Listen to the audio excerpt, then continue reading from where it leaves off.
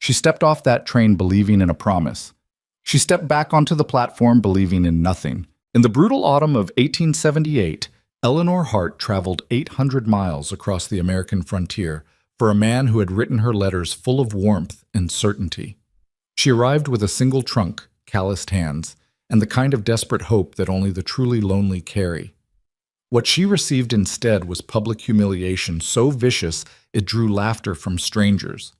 What she could not have known, what nobody on that dusty platform could have predicted, was that the worst moment of her life was also the first moment of her real one. Drop a comment with your city.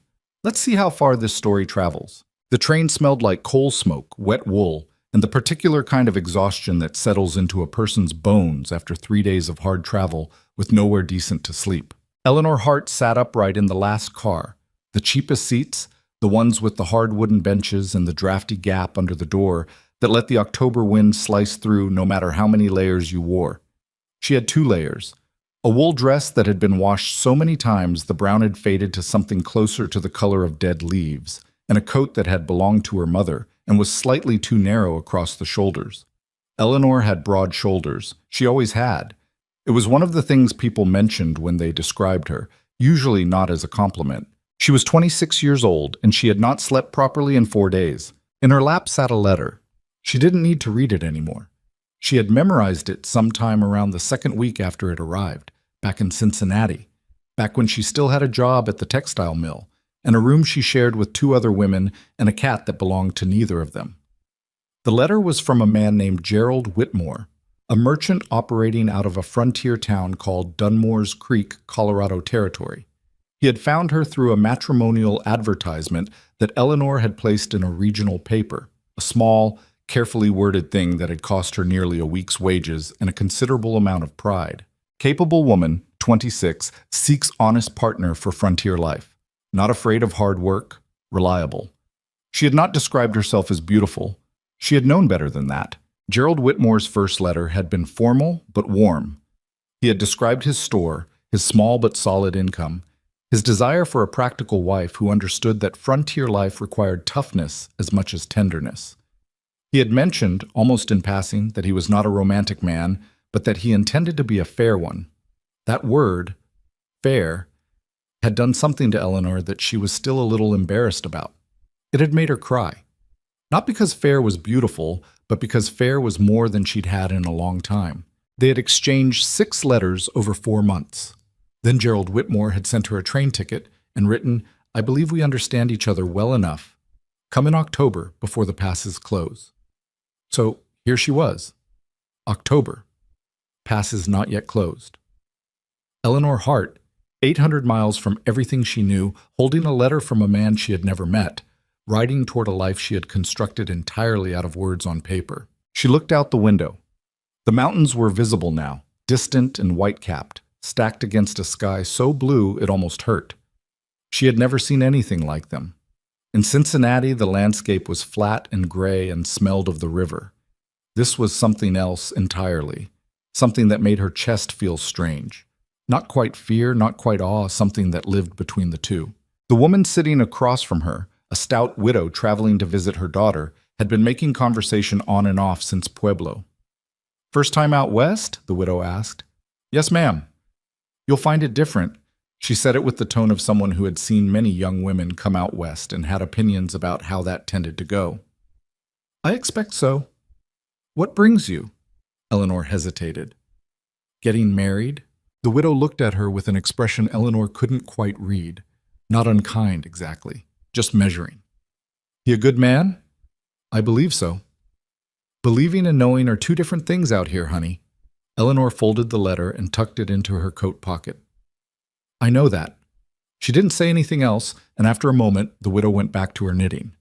The train pulled into Dunmore's Creek at 2:30 in the afternoon. Dunmore's Creek was not a beautiful town. It sat at the edge of the foothills like something that had been dropped there by accident and hadn't quite decided yet whether to stay or fall apart. The main street was wide and muddy from recent rain, bordered on both sides by wooden storefronts with painted signs in various states of weather damage. There was a saloon, 2 general stores, a livery, a church with a crooked steeple, and a scattering of other businesses that Eleanor cataloged in the first 30 seconds out of habit, the same way you cataloged a room when you entered it, quickly and without making it obvious. About 20 people were on the platform when the train pulled in. Some were waiting for cargo. A few were travelers stretching their legs. A small cluster near the far end of the platform appeared to be waiting specifically for the train's arrival. Men in work clothes, one woman in a blue dress. And at the center of the cluster, a man Eleanor recognized from the description he had provided in his letters. Gerald Whitmore was perhaps 40, stocky, with a neatly trimmed beard and the kind of broad, ruddy face that looked like it could be friendly or unpleasant, depending on the circumstances. He was wearing a good coat. He had his thumbs hooked in his vest pockets. He was watching the train with the careful attention of a man conducting a business transaction. Eleanor stepped off the car and onto the platform, and she was aware, the way you sometimes are when something important is happening, that this was one of those moments that would be divided into before and after. She had her trunk.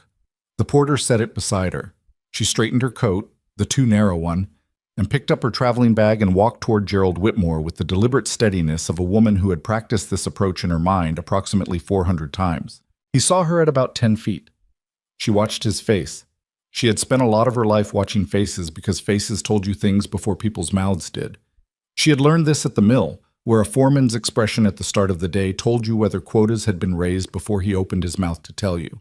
She had learned it as a child, reading her father's face across the dinner table to determine whether he was in the kind of mood that ended in shouting. Gerald Whitmore's face told her something very clearly in the moment he saw her, and it was not anything she wanted to know. She watched his expression move through surprise, then something like calculation, and this was the part that she would carry with her for the rest of her life, a particular kind of disgust that people wear when they feel cheated. He let her walk all the way up to him, let her get close enough that there was nowhere reasonable for her to go. "You're Eleanor Hart," he said. It wasn't a question. "I am." He looked at her, not quickly, slowly, the way you looked at livestock at a sale, top to bottom and back up. He didn't bother to hide it because she would later understand it did not occur to him that he should. "You didn't mention you were so—" He stopped, started again. "Your advertisement said capable." "I am capable." "It didn't say—" He made a vague gesture that encompassed apparently all of her. Her height, her shoulders, her broad hands and her strong jaw, and the fact that she was not small or delicate or any of the things women were supposed to be. One of the men in his cluster snorted. That was the sound that broke something open. Because once one person laughed, the dam broke, and within seconds several others were laughing too. And the woman in the blue dress had pressed her gloved hand over her mouth in the way people do when they're pretending not to find something funny while finding it very funny. And Gerald Whitmore seemed to stand a little taller, seemed to take actual pleasure in the moment, seemed to decide that this was better. Being the man who had been sent a joke of a woman was better than being no entertainment at all in a town that didn't have much. "She looks like she ought to be hauling freight," someone said. "More of a draft horse than a bride," another voice offered, and this got the biggest laugh. Eleanor stood in the center of it and felt something inside her go very still. She had been laughed at before. She had been called names before. She had been the girl at school who grew too fast and too big and never quite seemed to fit the expectations that people had about what a girl should look like. She had built walls around those experiences the way you built walls around anything you couldn't afford to feel all the way through. But she had traveled 800 miles. She had spent her savings on the advertisement and her remaining savings on the dress she was wearing, which she had made herself because she couldn't afford a dressmaker. She had read those letters so many times the paper had gone soft at the folds. She had believed in something. Not a perfect life, she was too practical for that, but a fair one. He had promised her fair. She did not cry. She would not allow herself that. Not here. Not with 20 strangers watching. What she did was look at Gerald Whitmore directly and say very quietly, "You are not the man you represented yourself to be." He had the decency to look slightly uncomfortable, but only slightly. "I never said—" "You said you wanted a capable woman. You said frontier life required toughness. You said you would be fair." "I meant—" "I know what you meant," Eleanor said, "and I know what you actually are." She picked up her traveling bag.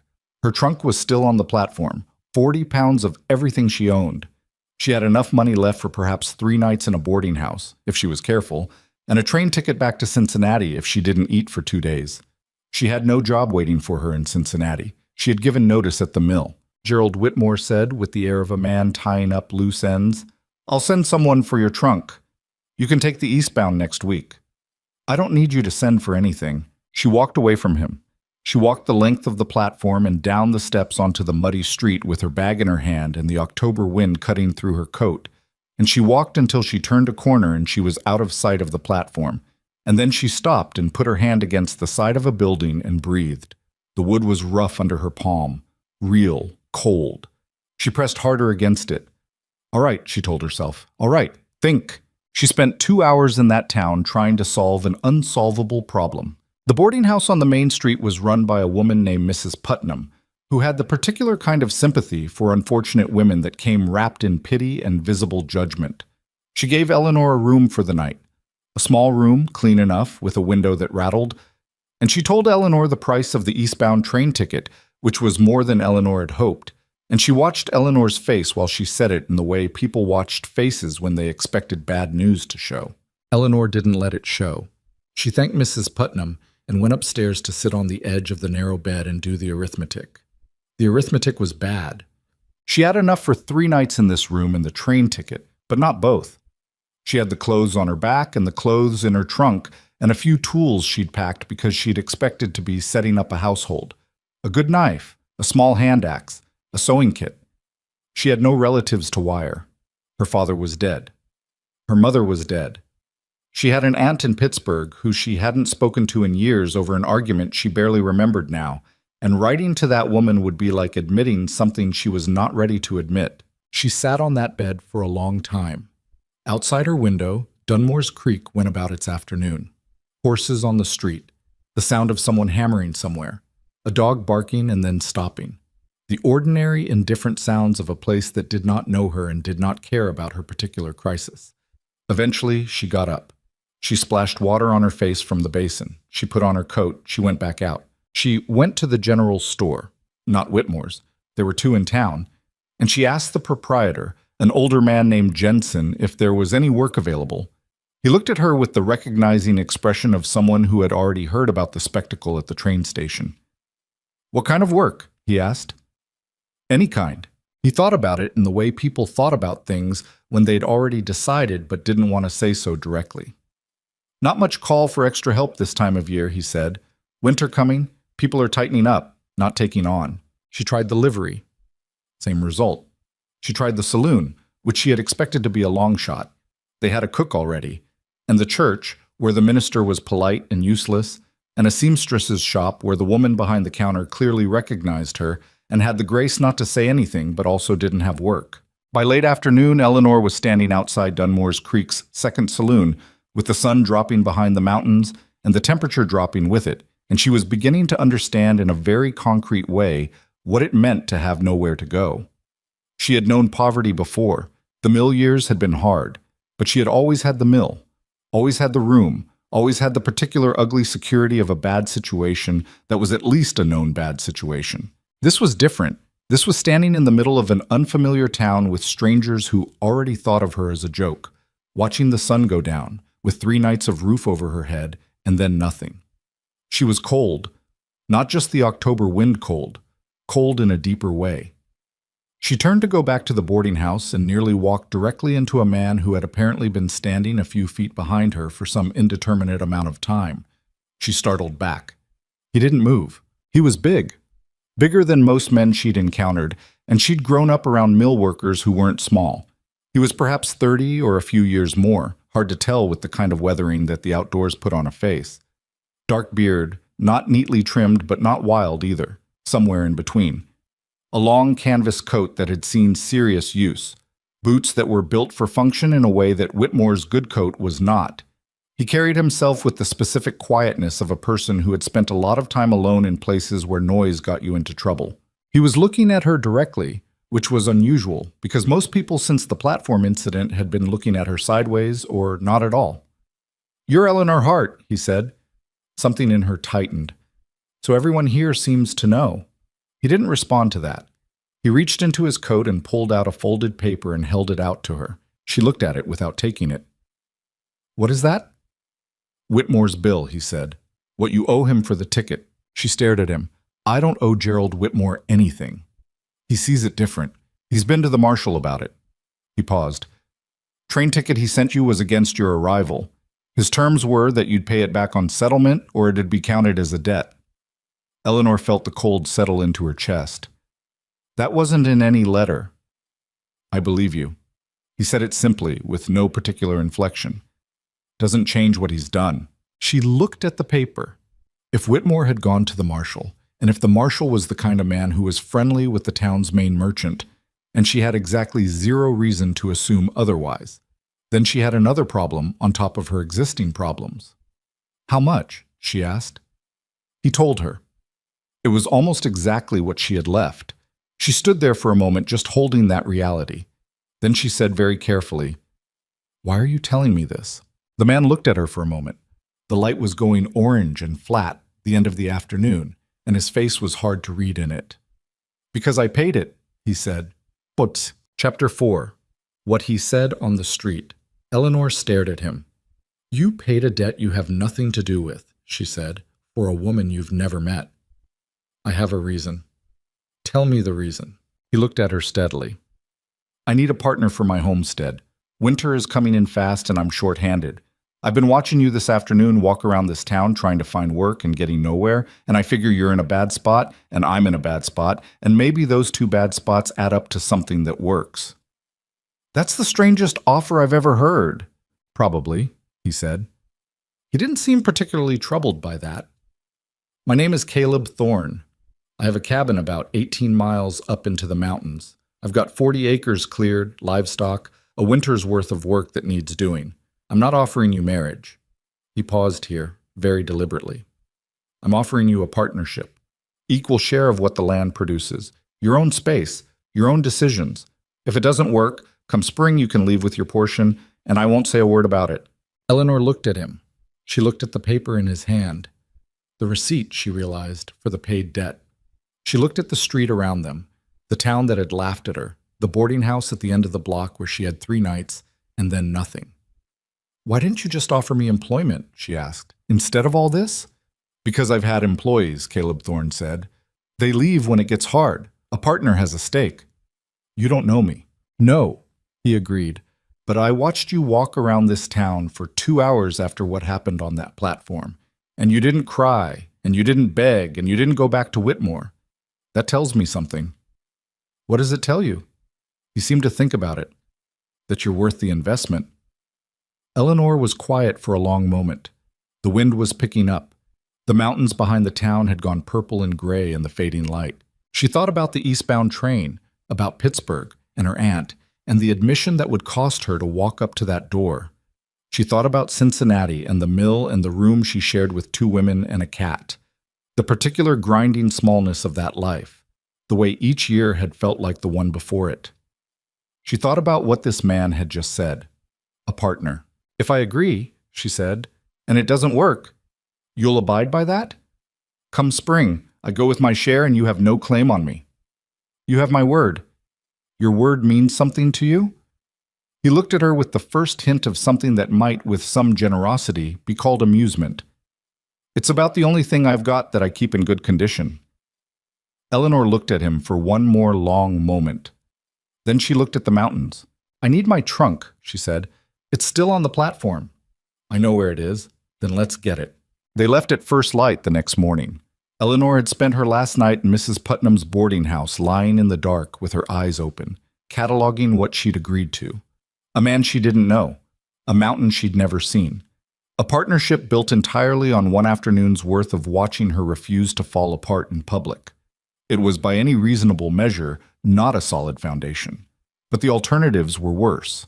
She had written a short note to her aunt in Pittsburgh, not asking for anything, just saying where she was going and with whom, in the way that you left a record when you were uncertain about something. She left it with Mrs. Putnam to mail. The widow who had been on the train had left already. Eleanor had no other witnesses to her location in this town. She told herself that was fine. She had only herself to rely on anyway. Caleb arrived at the boarding house at 6 in the morning with 2 horses and a loaded pack mule and the kind of unhurried efficiency that suggested this was simply what mornings looked like. He didn't explain the animals or the supplies. He tied Eleanor's trunk to the mule's pack without being asked and said, "Ready?" with the tone of someone who had thought about whether she might not be and had decided she probably was. "Ready," Eleanor said. Gerald Whitmore was, apparently, an early riser. He was standing outside his store when they came down the main street, and Eleanor saw him see her, saw the flash of something cross his face.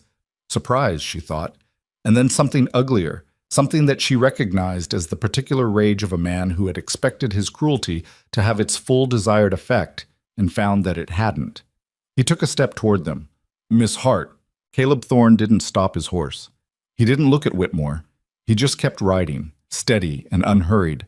And Eleanor matched his pace, and after a moment Gerald Whitmore's voice fell behind them, and the sound of the horses on the mud was the only thing left. Eleanor didn't look back. She had a rule about looking back at things she'd decided to leave. The road, if you could call it that, climbed from the flat country around Dunmore's Creek up into the foothills in the first hour, and then into the mountains proper as the morning wore on. And it became progressively less of a road and more of a suggestion, a kind of shared understanding between previous travelers about where a path might be. The aspens had mostly turned.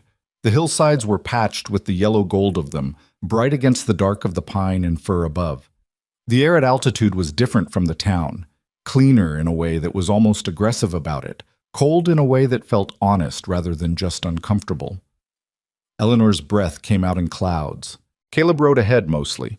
Not because he was ignoring her, but because the trail required single file in places and because he seemed to understand, without being told, that she needed some time inside her own head. She appreciated that.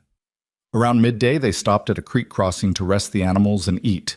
Caleb had packed dried meat and hard biscuits, frontier food, practical and flavorless, the kind of food that existed entirely to keep you moving. Eleanor ate without complaint. "How long have you had the homestead?" she asked. 4 years. He was watering the horses, not looking at her. "Came out after the war. Needed somewhere with more space between me and other people." "The war," she repeated. She didn't ask which war. There had only been one war that mattered in the last 20 years. "How long were you in?" 3 years. She didn't push on it. Men who had been in the war either wanted to talk about it or they didn't, and the ones who didn't had usually been in the parts of it that left marks. "The partnership," she said instead. "What does that actually mean? Day to day?" He straightened up from the creek, hands on his knees. "It means what needs doing gets done, and whoever can do it does it. I don't keep a list of man's work and woman's work. Out here it's just work. And the homestead is making enough to winter on. Was making enough for one, should still make enough for two." He paused. "Might be tight the first winter. I'll be straight with you about that." She considered that. Tight was something she understood. "What livestock do you have?" 2 horses, the ones we're riding, 2 more at the cabin, 3 goats, 8 chickens. The mule." He nodded toward the packed animal. "I put up a good amount of hay in summer. Garden did all right. I've got a smokehouse with meat in it. But you're short on winter labor." "My usual help, a man named Peterson. His wife had a baby in September and he stayed down in the valley. Wouldn't ask him to come up with a newborn." Eleanor nodded. "And your plan was to find someone before the snow?" "Yes." "And the matrimonial papers?" He looked at her. "I don't use the papers." "So how did you—" "I was at the post station when your letter to Whitmore came through," he said. "The postmaster's no good at keeping his mouth shut. I heard about it. I heard about the ticket." He looked back at the trail ahead. "I thought about it most of August." She stared at him. "You thought about me for 2 months before I even got here?" "I thought about the situation," he said, which Eleanor recognized as a careful distinction that might or might not mean something. The horses were rested. He stood and picked up his reins. "We should move," he said. "Want to make the cabin before dark." Eleanor stood too, stretching her back. 3 days on a train and now most of a day on horseback. She was sore in ways she expected to be more aware of tomorrow. She swung back into the saddle with the practiced ease of someone who had ridden work horses as a girl, even if not recently. Caleb watched her mount without comment, but she noticed that he watched. "What?" she said. "Nothing," he said. Just, you ride well. It was not a grand compliment. It was a simple, factual observation. But Eleanor had been on the receiving end of almost nothing but insults and pity for the past 24 hours. And something about the plainness of it, you ride well, no asterisk, no qualification, did something unexpected to the tightness she'd been carrying in her chest since the platform. She looked at the trail ahead and said, "Keep moving. I want to see this cabin." They rode into the afternoon, climbing. The cabin was better than she'd expected. Not fancy. Not anything close to fancy. 2 rooms, square-built log construction with the kind of careful chinking between the logs that said whoever had built it understood winters at altitude. A covered porch on the front. A separate, smaller structure behind it that turned out to be a combination smokehouse and storage shed. A barn that was modest but solid. A root cellar dug into the hillside with a heavy door. A garden plot, mostly cleared and turned for winter, that was larger than she'd expected given one man's labor. Eleanor stood in the yard and looked at it in the blue-gray light of late afternoon and thought involuntarily, someone worked very hard here. The inside was spare and practical. One room served as kitchen and main living space. A big iron stove, a heavy table, 2 chairs, shelving along the walls with supplies and tools organized with a thoroughness that surprised her. The other room was smaller, with a single bed and a trunk. Caleb showed her this room without particular ceremony. "You'll sleep here," he said. "I'll take the main room." "That's your bed." "I've slept by the stove before. It's warmer anyway." She looked at the room. It was clean. The blankets on the bed were worn but laundered. There was a small window facing east. "I'm not accustomed to taking someone's room," she said. "Get accustomed to it," he said. "Bed's better for someone who's been on a train for 3 days. We can work out a permanent arrangement later." She set her bag down. She hung her coat on the hook behind the door. She turned around and he was already gone. Back to the barn. She could hear him moving around out there, getting the horses settled. She stood alone in the small room in the early dark of the mountain evening, with the smell of wood smoke coming through the wall from the stove he must have lit, and she allowed herself precisely 30 seconds of whatever the feeling was that had been pressing against the inside of her chest all day. Not grief, exactly. Not relief. Something more complicated than either. She was 26 years old. She had traveled 800 miles for a future that had vanished in 30 seconds on a train platform. She was standing in a stranger's cabin on the side of a mountain in Colorado Territory with nothing but the contents of her trunk and a verbal agreement that was binding only by one man's stated commitment to his word. She had no idea if she'd made the right decision. What she did know, standing in that small room with the October wind outside and the smell of someone else's wood smoke coming through the walls, was that the particular cold she'd felt in Dunmore's Creek, that deep cold that had nothing to do with temperature, was already slightly less than it had been. She looked at the east-facing window. Tomorrow morning it would show her the mountains. She unpacked her coat and hung it back on the hook properly. There was work to do. Work, as it turned out, was the organizing principle of everything at Caleb Thorne's mountain homestead, and Eleanor threw herself into it with a focus that surprised even her. The first morning she was up before the light, by habit from the mill years, and she found the stove cold and Caleb already outside, and she built the fire herself and put water on and went looking for where he kept the coffee. She found the coffee. She made it strong, the way she'd made it every morning for years, and when Caleb came in from checking the livestock, he looked at the cup she handed him and said, "You were up early." "I don't sleep well in new places," she said. "Does it wear off?" "Eventually." He sat down at the table. She sat across from him. Outside, the mountain was doing the thing it apparently did every morning, which was go from black to gray to a particular shade of pale gold, the sky behind the eastern peaks going orange and pink before the sun cleared the ridge. "What are you most behind on?" Eleanor asked. He looked at her over his cup. "Most behind on?" "For winter. What's the most pressing?" He thought about it, setting down the cup. "Firewood's the first thing. I've got a cord cut, but I need 4 more cords at least. Timber's already down. I felled the trees in September. It just needs splitting and stacking." "What else?" "Chinked most of the cabin, but the north wall's got some gaps that need addressing before the hard cold comes. 2 fence posts in the lower pasture are rotted, need replacing before snow loads them. And I've got a batch of preserves I've been putting off." "Preserves," she repeated. My mother used to do them, he said, and something in his voice changed texture briefly and then went back to what it was. I've put up what I could, but I'm not efficient at it. Eleanor nodded. She filed away the moment with his mother. Didn't ask about it. I can do preserves. I worked in a kitchen for 2 years before the mill. What do you have to work with? He listed what was in the root cellar. It was a reasonable supply. Not generous, but enough to work with. She started going through it in her head, thinking about what order to preserve things in, what needed to be done before the temperature dropped further. I can split wood, she said. Caleb looked at her, and she recognized the look. It was the same look Jensen at the general store had given her, the same look Mrs. Putnam had given her, the look that said a woman doesn't do that. I know how to use a maul, Eleanor said. My uncle had a farm in Indiana. I split wood from the time I was 12 until I was 17 and went to work in the city. I'm not saying I'm as fast as you. I'm saying I can do it. He didn't argue with her. He also didn't immediately agree. Show me, he said. They went to the woodpile together, and he handed her the maul, a serious tool, 8 pounds of iron on a hickory handle, and Eleanor positioned a round of timber on the block, set her feet, and put it through clean in one swing. Caleb picked up the 2 halves, looked at the cut. All right, he said. They split wood for most of that first morning without talking very much. The rhythm of it was almost meditative. The position, the lift, the swing, the split, the reset. Her shoulders ached after the first hour, but it was a good ache, the kind that meant something useful was happening. Caleb worked beside her, and she was aware, without making anything of it, that he was watching her in the sideways manner of a person recalibrating an assumption.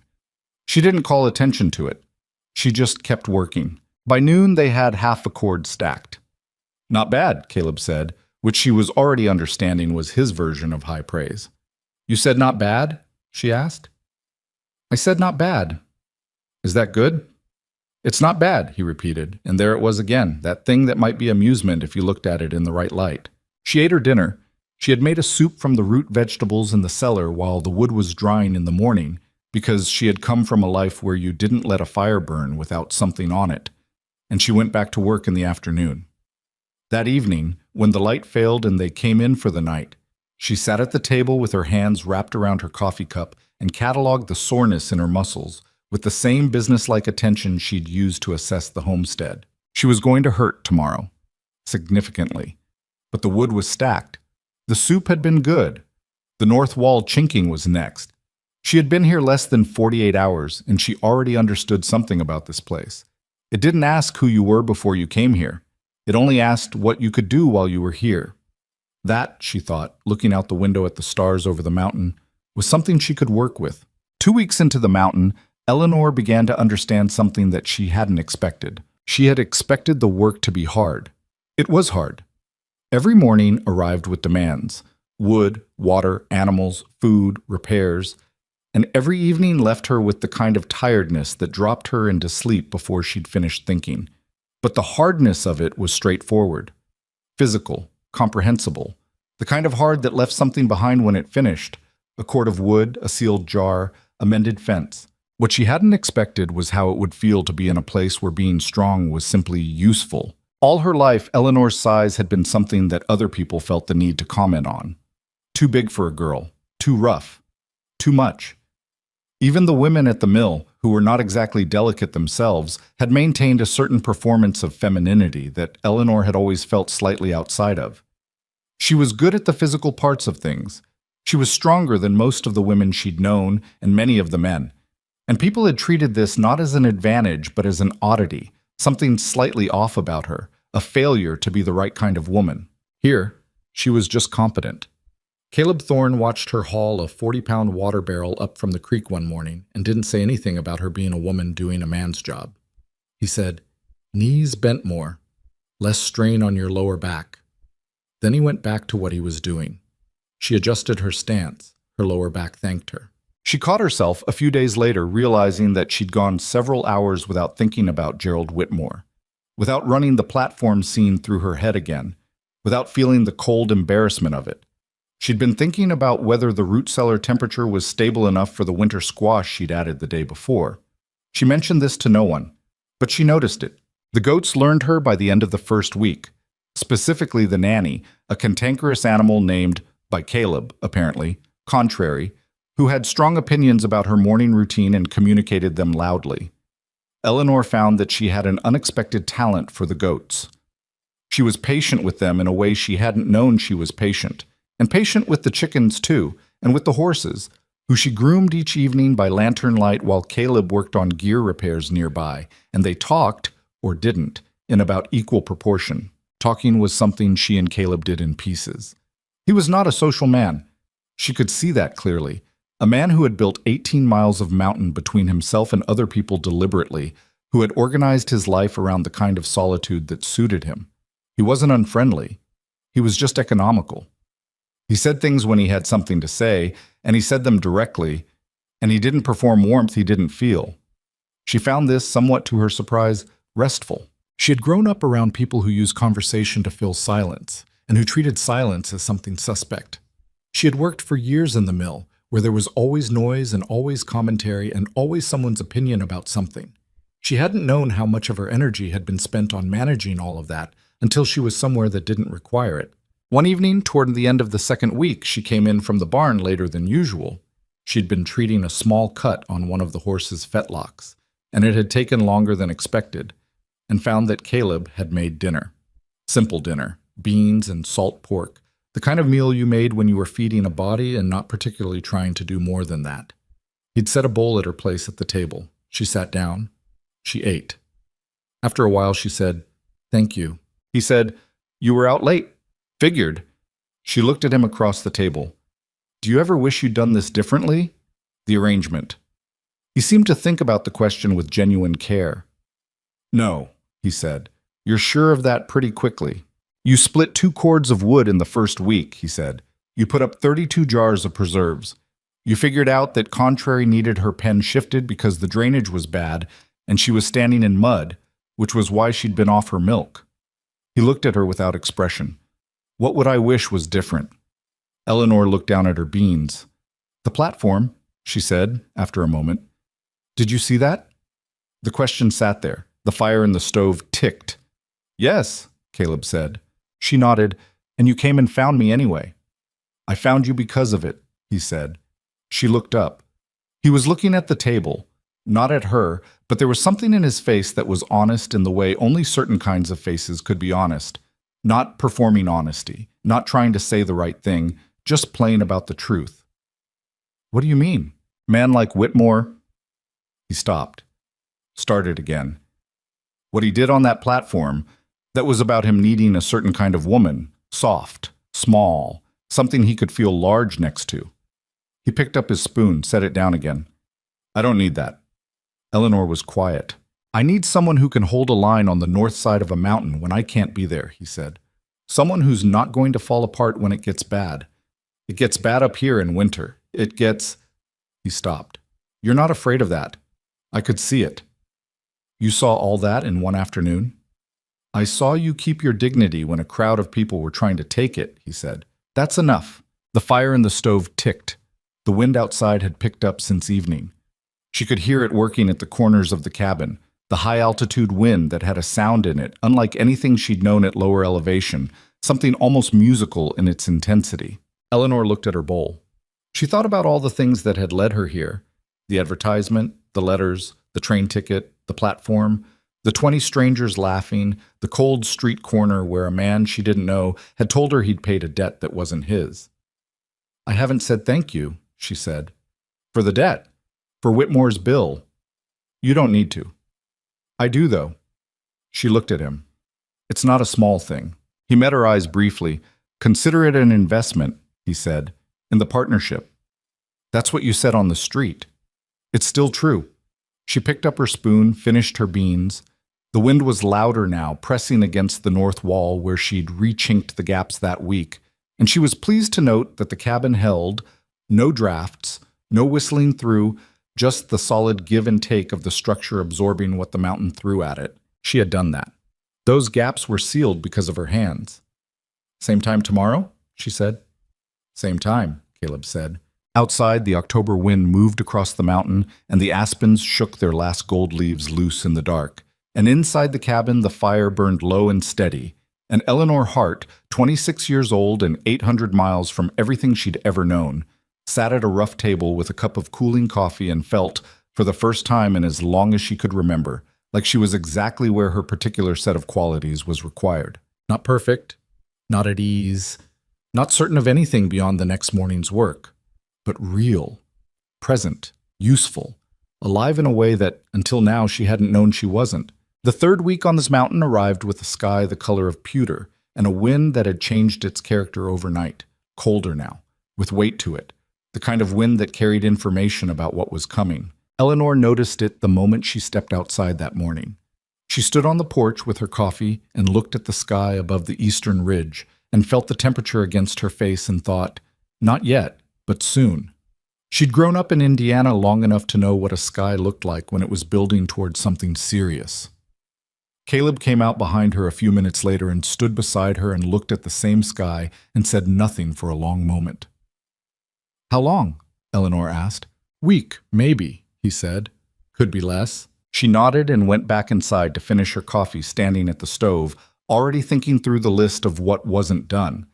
The fence posts in the lower pasture. A section of the barn roof she'd noticed was soft when she'd climbed up to clear some debris. She hadn't said anything about it yet because she'd wanted to get closer to it before raising the alarm. And the firewood, which was now at 3 cords stacked and dry, was still a cord short of where she thought they needed to be. She set down her cup. "The barn roof," she said when Caleb came back in. "There's a section on the north side, maybe 4 feet across. It's soft." He looked at her. "I know about it." "You were going to say something?" "I was getting to it." "When?" "When I had the materials," he said, and there was a slight edge in it, the tone of a man who didn't enjoy being called to account on something he'd already identified. Eleanor recognized the edge and didn't push it further, but she filed it away. There was a pattern she was beginning to see in him, a particular kind of stubbornness about acknowledging limitations, the kind of stubbornness that developed in people who had operated alone long enough that asking for help felt uncomfortably close to admitting weakness. She had her own version of the same thing, if she was honest about it. "What do you need?" she asked. "Split shakes from the cedar pile. About 40. Takes half a day to split and another half to fit them properly." He sat down at the table. "I was going to do it this week." "Then let's do it today," Eleanor said, "before whatever that sky means actually happens." They worked on the barn roof through the morning and into the afternoon, Eleanor up on the slope of it with the cold wind working at her coat, while Caleb handed shakes up to her and she fitted them properly, tapping each one into place with the back of a hatchet. It was not comfortable work. The pitch of the roof was steep enough that she had to brace her feet carefully, and the split wood left splinters in her palms even through the cloth she'd wrapped around her hands. But she could see the problem clearly once she was up there. The rot had gone deeper than the surface. A section of the underlying board needed replacing too, and she called this down to Caleb, and they spent an extra hour dealing with it. When she finally climbed down, her shoulders aching and her hands stiff from the cold, Caleb looked up at the patch job and was quiet for a moment. "That's better than I would have done," he said. She looked at him. "I mean it," he said, and she could see that he did. "You've got a good eye for fitting them flush." "I worked on my uncle's farmhouse every summer," she said. "He had a leaking roof for about 6 years. I fixed it twice." "Why twice?" "Because the first time I was 14 and I fixed it the way a 14-year-old fixes things." She picked a splinter out of her palm with her thumbnail. "The second time I was 16 and I did it right." Caleb almost smiled. It was a small thing, barely a change in his face, but she was learning to read him and she caught it. "Come inside," he said. "Your hands look like you've been fighting the cedar and losing." She followed him in and sat at the table, and he brought her a basin of warm water without being asked, which she noticed, and she soaked her hands, and the feeling came back into them slowly, pins and needles first, and then something more ordinary. It was during this particular quiet, her hands in warm water, the stove clicking, the wind outside doing what the wind outside did, that she asked him the question she'd been turning over for most of the morning. "Why did you come back from the war and come here?" she said. "Specifically here, 18 miles up a mountain in Colorado Territory." He was at the stove with his back to her, and he didn't answer right away. "You don't have to tell me," she added. "I know I don't." He poured himself coffee, didn't turn around yet. "It's just—" He stopped. Not a short answer. I'm not going anywhere tonight. He turned then and sat down across from her, and he looked at his coffee, and she waited, because she'd learned that Caleb Thorne arrived at things in his own time, and pushing only made him close up. I grew up in Ohio, he said finally. Farming family. Went into the war at 19. Came back at 22. He looked at his hands around the cup. The places I knew, the town, the people. They wanted you to be the same person you were when you left. They wanted the war to be something you put away like a coat you wore once. And I couldn't do that. And after about a year of trying to do that and failing at it, I understood that I needed to go somewhere that didn't know what I was before. Somewhere that only saw what I was now. Eleanor looked at him, and this was that place. I got as far as Dunmore's Creek before the money ran short, and I worked a season for a rancher and saved enough to buy the land up here. He paused. First winter I thought I'd made a terrible mistake. Too cold. Too isolated. I got sick in February, and there was nobody to know. I nearly... He stopped. It was a bad winter. But you stayed. Spring came, he said. It always does. He said it like a man who had needed that fact to be true many times and had found that it reliably was, which was different from saying it like a platitude. Second year was better. By the third year I understood why I'd come here. The mountain doesn't ask you questions about who you used to be.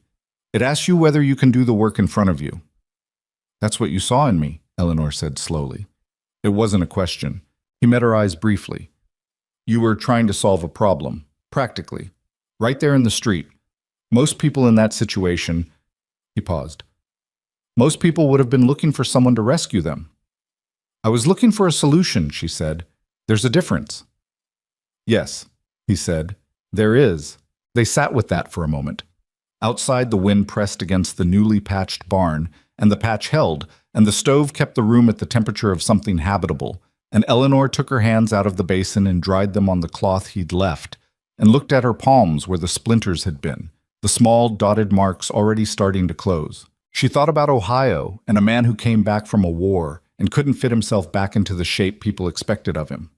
She thought about Cincinnati and a woman who couldn't fit herself into the shape people expected of her either, for entirely different reasons. She thought about the strange arithmetic of two people who had both been told, in different ways, that they were the wrong size for the space they occupied, and how those two wrong sizes could end up fitting together in a mountain cabin in Colorado Territory like they'd been measured for it. She didn't say any of that out loud. Some thoughts were only useful to think. I should check on Contrary, she said instead. She was fine an hour ago. She's always fine an hour ago. It's the current hour I worry about with that animal.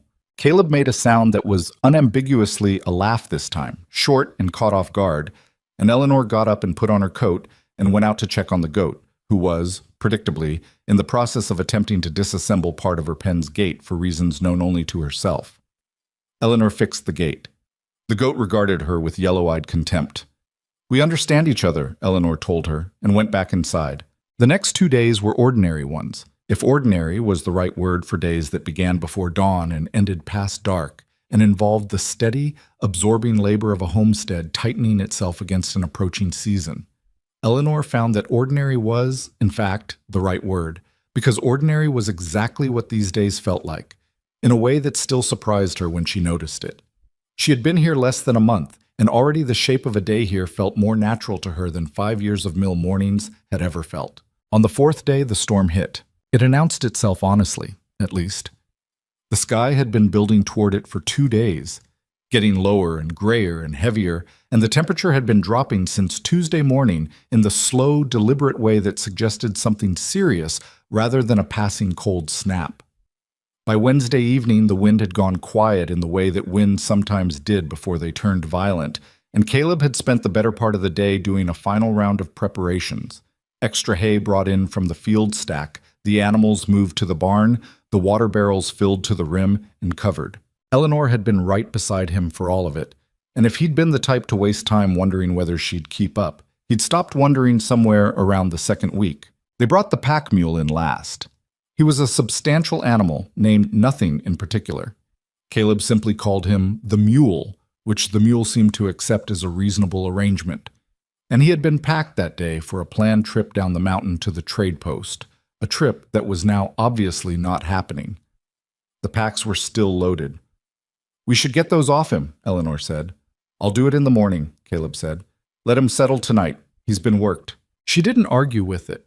The mule was in the barn, and the barn was solid, and the packs, while heavy, were his to deal with. She went inside and made dinner, and by the time the sun went down, or the point in the sky where the sun presumably was, behind about 4 layers of cloud, the first snow had started, small and fine and steady, the kind that committed. By midnight, it had committed considerably more. Eleanor woke at what she guessed was 2 in the morning to the sound of the wind having returned from wherever it had gone, and it was not the same wind. This was a different animal entirely, full-throated and directional, driving the snow sideways against the north wall of the cabin with a sound like gravel. She lay in the dark and listened to it and thought about the barn and the animals and the packed mule and felt uneasy in a way she couldn't quite articulate until she could. The trail to the creek, the part of the trail that ran along the edge of a ravine drop, maybe 60 feet of exposed path where the ground fell sharply away on the east side. In ordinary conditions, it was nothing. Wide enough, clear enough, no particular hazard. But if the mule got loose in this wind, in this dark, if something spooked him and he wasn't packed down, she got up. She dressed in the dark, all of it, 2 pairs of wool stockings, her heaviest trousers under the skirt she wore for modesty's sake, and then immediately pushed up and belted out of the way she'd been doing for weeks because the skirt was useless for work, her flannel shirt, her heaviest wool coat. She tied her boots and wrapped a scarf around her head and face and opened the cabin door, and the storm came in. The cold was different from cold. It was a physical force, coherent and aggressive, hitting her in the chest and face the moment she stepped out. The snow was coming in at an angle, near horizontal, and the lantern she'd lit the moment she'd thought of going out guttered immediately and then caught and threw a circle of yellow light approximately 2 feet in diameter, which was not a great deal of light. She put her head down and walked toward the barn. The world had been reduced to what was directly in front of her feet. The snow was already 4 inches deep, maybe more, drifted against the cabin wall in soft shapes that looked almost gentle and were not. She kept one hand on the line they'd strung between the cabin and the barn for exactly this purpose. Caleb had installed it her second week there, showing it to her with the matter-of-fact tone of someone cataloging necessary infrastructure, and she had thought at the time that the kind of person who put up a safety line before the season arrived was the kind of person worth paying attention to. She pulled the barn door open against the drift that had already accumulated at its base and got inside. The animals were agitated. She could feel it before her eyes adjusted, the particular quality of sound from animals that were nervous, the horses shifting and snorting, the goats pressed against the far wall in a cluster. The mule was at the back of the barn, and he was the worst of them, moving in his stall with a restless energy that she recognized as the precursor to something worse. She went to him first. He was still packed as Caleb had left him. The full winter supply packs, provisions and tools, and a cast-iron pot, and 2 months of traded goods, and everything else they'd been planning to bring down to the post and restock from. The total weight across his back was, she estimated, close to 200 pounds. He was a big mule and he could carry it, but what she was looking at now was an animal that was genuinely frightened in an enclosed space with 200 pounds on his back, and frightened large animals with heavy loads did unpredictable things. She set down the lantern in a safe corner and talked to him, low and steady, the way she talked to Contrary when the goat was working up to something destructive. She put her hands on his neck and felt the muscles under his coat, rigid and vibrating with something between fear and the building impulse to move. "Easy," she said. I know. It's loud. It's just wind." The barn groaned in a gust, and he shifted against her hands, and she braced. Then the barn door opened behind her. Caleb was there, in his coat and hat, the snow coming in around him for a moment before he got the door shut. He took in the barn in one sweep. Her hands on the mule, the packed bags, the animal's agitation. "I thought you were asleep," he said. "I thought you were too. What woke you?" The wind shifted. "I thought about the ravine trail." She kept her hands on the mule's neck. "He needs to be unpacked. If he bolts—" "I know." He was already moving, coming to the mule's other side, getting to the pack straps. "I should have done this last night. You were tired."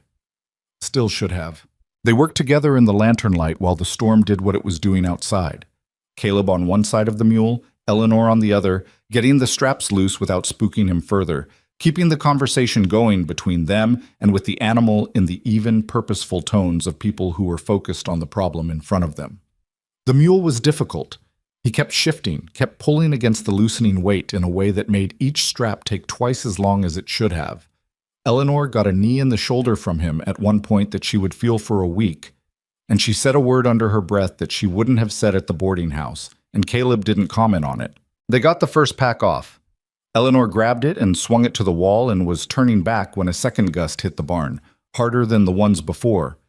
A big, mean gust that hit the structure broadside and flexed the walls and made a sound like something giving way. And the mule moved, not a bolt. A sudden sideways lunge, the way a large, frightened animal moves when it's trying to get away from something and doesn't have the space to run. A violent sideways shift of 2/3 of a ton of panicked mule, the second pack still attached and swinging loose, and Caleb was between the mule and the wall and didn't have room to move, and Eleanor was at the mule's head. She grabbed the halter, both hands, full grip, planting her feet in the hay and the dirt underneath the hay, putting everything she had into the opposite direction from where the mule was going. And she was aware in some distant part of her mind that this was a test of something very basic and concrete, whether she was strong enough to matter right now, in this barn, in this storm, with this animal. She was not stronger than the mule. Nobody was. But she was strong enough to change the geometry of it slightly, strong enough to pull the head sideways and down in a way that horses and mules couldn't fight completely. An instinctive response to having their head controlled that overrode some of the panic, and Caleb got clear of the wall and then was at the mule's side with both hands and his weight against the animal's shoulder, and together they got the thing to stop moving. For a moment, it was just the three of them standing in the barn with the storm outside and Eleanor's arms shaking with the effort of the grip and the mule breathing hard against her hands. "You all right?" Caleb said, across the mule's back. "Yes." Her voice was steady. She was pleased about that. "You?" "Fine." He was not entirely fine. She could see a scrape on the back of his hand where the wall had caught him, bleeding a little. He looked at it briefly and apparently decided it was beneath consideration. "Hold him while I get the second pack." She held the mule. He got the pack. The barn settled. They stood the mule in the middle of the barn, away from the walls, and Eleanor kept a hand on him while Caleb redistributed the packs to a safe corner and checked on the other animals one by one. Horses first, then goats, then the chickens in their corner who were apparently operating on the theory that if they couldn't see the storm, it wasn't happening. Everything was where it should be. The barn held. The roof she'd patched 3 days ago held with it. Caleb came back to stand beside her at the mule. "The pack has the iron pod in it," he said. "I know. It was swinging loose when he lurched." She let out a breath. "If he'd gone for the door, he'd have made the ravine trail in the dark in a blizzard with 200 pounds on his back." "Yes." The words sat there between them. If the mule had gone through the door and hit that trail and gone over, and in that condition, in that wind, in that dark, he would have gone over. They would have lost the better part of their winter supply. Not all of it, but enough of it that the arithmetic of the season would have changed fundamentally. Caleb looked at her across the settled animal. "I wouldn't have hurt him," he said. "Not in that." "I don't know that I would have hurt him either if I'd stayed in bed another 10 minutes. He was quiet for a moment. "What made you get up?" She thought about it. "Unease," she said. "I couldn't put a name to it for a minute. Then I could." He nodded, slowly, like a man receiving information he was going to think about. They stayed in the barn for another hour, because the storm was still going hard, and because they were already there, and because the animals were calmer with people present. Eleanor sat on a hay bale at some point, and Caleb sat on the one beside her, and they listened to the storm work itself through in the lantern light, the big gusts and the quieter moments between them, and the steady underscore of the snow finding every gap in every board. "When I came out west," Caleb said, at some point during the quieter stretch, "I thought the hardest thing was going to be the solitude." "Was it?" "No," he said. "The hardest thing was learning to trust my own judgment again." He was looking at the animals, not at her. "In the war, your judgment got you and other people killed or didn't. That stays with you. You start second-guessing everything because everything went wrong so many times. And when you're alone up here and something goes wrong, you've got nobody to second-guess along with you. It's just you and what you decided. She thought about that. But you're still here, she said. Your judgment's been working. Mostly. He paused. Tonight I should have unpacked the mule. You were tired. You made a judgment call. It almost went wrong and it didn't. She looked at him. That's most of what life is. He looked back at her finally. In the lantern light, his face was different than it was in daylight. The shadows did something to it, made it less closed, or maybe she was just getting better at reading it. You're not what I expected, he said. People keep saying that to me, Eleanor said. I've yet to decide if it's a compliment. It is, he said, simply and without decoration. She looked at the mule, who had fallen asleep on his feet the way horses and mules could do, apparently having decided that the crisis was resolved and there was no reason not to return to unconsciousness. Get some sleep, Caleb said. I'll sit with them a bit longer. I'll stay. You don't have to. I know. She shifted on the hay bale and got comfortable, relative to what comfortable meant on a hay bale in a barn in a blizzard. But I'm already here and the bed is cold by now anyway. He accepted this with a slight nod, and they sat side by side in the hay with the storm easing off outside. Finally, the gusts spacing further apart and the sound of it dropping from a roar to a steady hiss of snow on wood. The lantern between them threw its yellow circle, and the animals breathed and the barn held, and somewhere around 4 a.m, Eleanor fell asleep sitting upright on the hay bale, which was not comfortable, and which she did not, for a few hours, notice at all. She woke to gray light coming through the barn's gaps, and the sounds of the mountain after a storm, a deep, pressed-down quiet that was the opposite of silence, full of the weight of new snow on everything. Her neck ached. Her back ached. The hay bale had, in the night, made its opinion of her presence known to approximately every part of her that had been in contact with it. Caleb was awake. She could hear him at the far end of the barn doing the morning check on the animals. She got up, slowly, and stretched the way you stretched when you were 26 and had slept in a barn, and went to help him. He looked at her when she came down the length of the barn. She looked like what she was, a woman who had slept in her coat in a barn and had the hay to prove it. Morning, she said. Morning. He handed her the goat's feed pail without further comment on her appearance, because commenting on it would have changed nothing, and he was a man who understood what changed things and what didn't. She fed the goats. Prairie ate with her usual contemptuous efficiency. Outside, the world had been covered over and made new. The snow had come in at nearly a foot in the open yard and deeper in the drifts, and the peaks above the cabin were white all the way down to a line that was noticeably lower than it had been yesterday morning. The creek would be running higher than usual. The lower trail would be a different proposition than it was last week. Eleanor stood on the porch after the morning chores and looked at all of it. The white yard, the white trees, the white mountains stacked above each other into a sky that had gone clear and pale blue in the way that skies went after a storm had wrung them out. She had lived in this place for less than a month.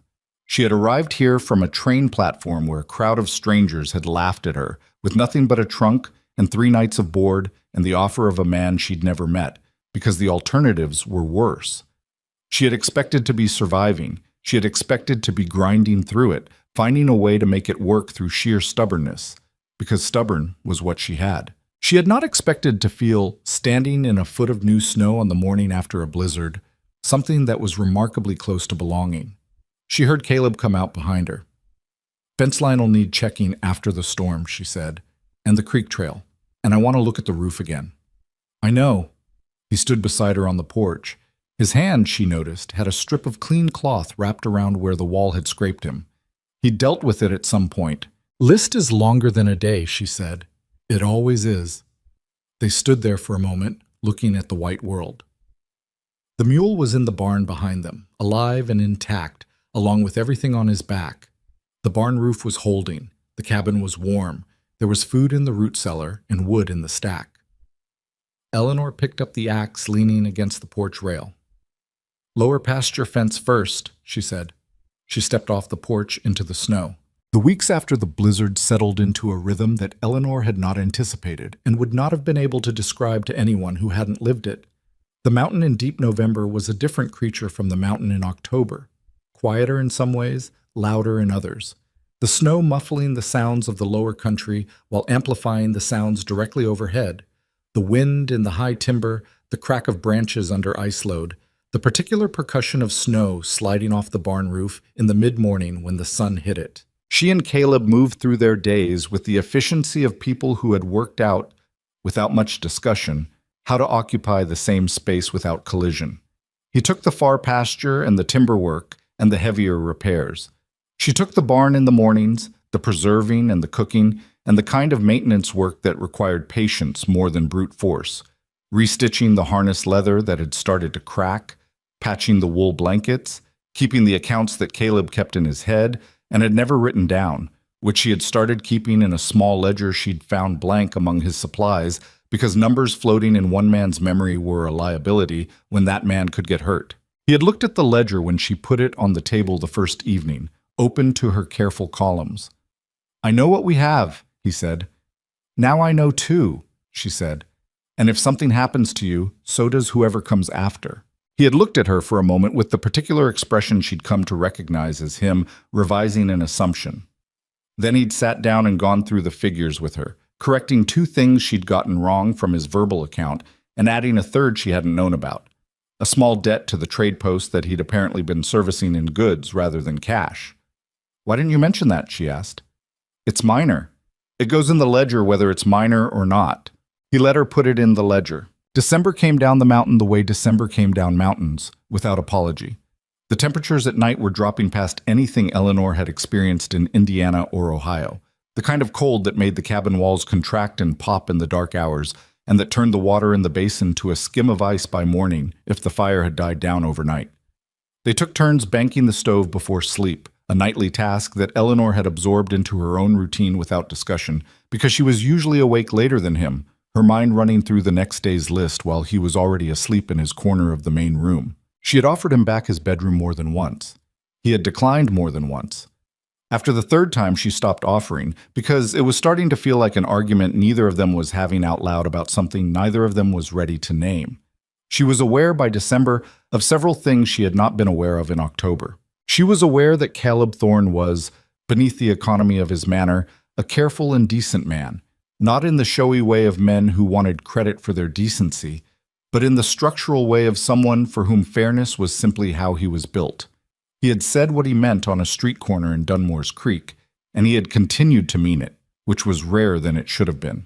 He had never once, in 6 weeks of close quarters and hard work and occasional disagreement, made her feel like a charity case, or a subordinate, or less than what the partnership agreement said she was. She was also aware, and this was the part she spent less time looking at directly, that she had stopped thinking of him as a stranger somewhere around the 3rd week and had started thinking of him as...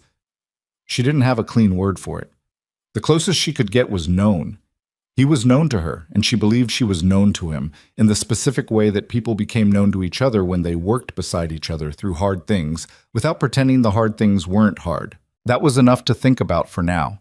She had learned in her life not to build too far ahead of her foundations. The day the letter arrived, the weather had briefly relented into something almost mild. A December thaw, Caleb called it. A few days where the temperature came up enough to make the snow on the south slopes weep in thin streams and the trail down to Dunmore's Creek briefly manageable. Caleb had taken the mule down to the trade post for a resupply run, the trip they'd postponed since the blizzard, leaving before dawn with a list Eleanor had written out for him in the order of priority, most critical at the top in case the pack weight became an issue. She spent the day alone on the homestead, which she had not been since she arrived, and she found that she did not mind it in the way she might have expected to. There was enough to do. There was always enough to do. She spent the morning on the harness repair she'd been nursing along, the afternoon hauling and stacking the split wood from the pile Caleb had been working through all week, and by the time the light started going orange, she had a good fire and a pot of beans on the stove, and was sitting at the table with the ledger, going through the numbers for the 3rd time, because the 3rd time she found things she'd missed on the first 2. She heard the mule on the trail before she heard Caleb, the particular irregular rhythm of a loaded animal navigating the lower switchback, and she put the ledger aside and started getting the barn ready in her mind. Unloading sequence, where the new supplies would go, what needed to be checked against the list. Caleb came through the door an hour later looking like a man who had ridden 18 miles in December and had something on his mind that the 18 miles hadn't resolved. She looked at him. He set the saddlebag on the table and then set a letter on top of it. The letter had been opened, she could see. Not by him. The envelope was torn in the messy way of official handling, not the careful way of a person opening correspondence that wasn't theirs. There was a seal on the outside that she didn't recognize. "This came for you at the post," he said. They'd been holding it since October. Ryder brought it up from Denver. Eleanor looked at the letter. Then she picked it up. The return address was a legal firm in Cincinnati, a name she didn't recognize, two surnames hyphenated in the style of established firms. She turned the envelope over.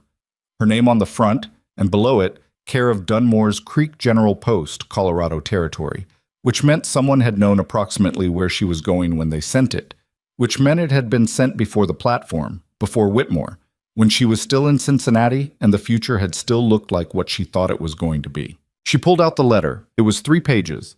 Legal language, the kind of dense formal prose that lawyers use to say simple things in complicated ways so that you needed them to translate it for you.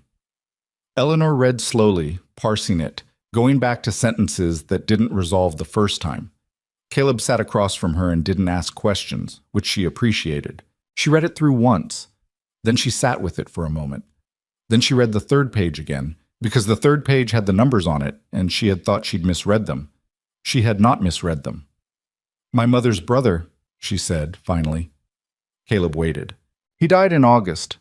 I didn't know him well. He went west when I was a child. I don't think I saw him more than twice. He never married. He had no children." She set the letter down on the table. "He had land, a parcel outside of Denver, 60 acres, and he'd bought it in 72 when land was cheap out here." She stopped. "It's not cheap anymore." "How much land?" 60 acres, but the value—" She looked at the letter again. "There's a rail line being surveyed. According to this, the parcel sits directly in the proposed path.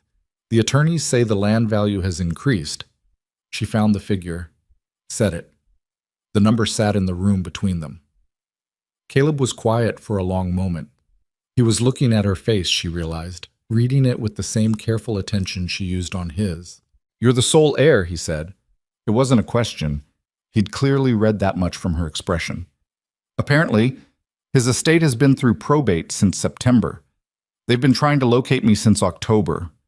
She thought about the letter she'd left with Mrs. Putnam, the aunt in Pittsburgh she'd written to before leaving with Caleb, the forwarding address she'd given as Dunmore's Creek because she hadn't had anything better to give. Someone connected the address. "Does anyone else know about this?" Caleb asked. She looked up at him. "What do you mean?" "The post in Dunmore's Creek," he said. He said it carefully, in the tone of a man who had already thought about this and had not liked where the thinking went. "The postmaster talks, I told you that." She looked at the letter, the opened envelope, the seal that had been broken before the letter reached her. "You think someone read it," she said. "I think it's possible." "Who would—" She stopped. The answer arrived without being called. Gerald Whitmore, who owned one of the 2 general stores in Dunmore's Creek, which meant he had ongoing business with the trade post, which meant he had relationships with the people there.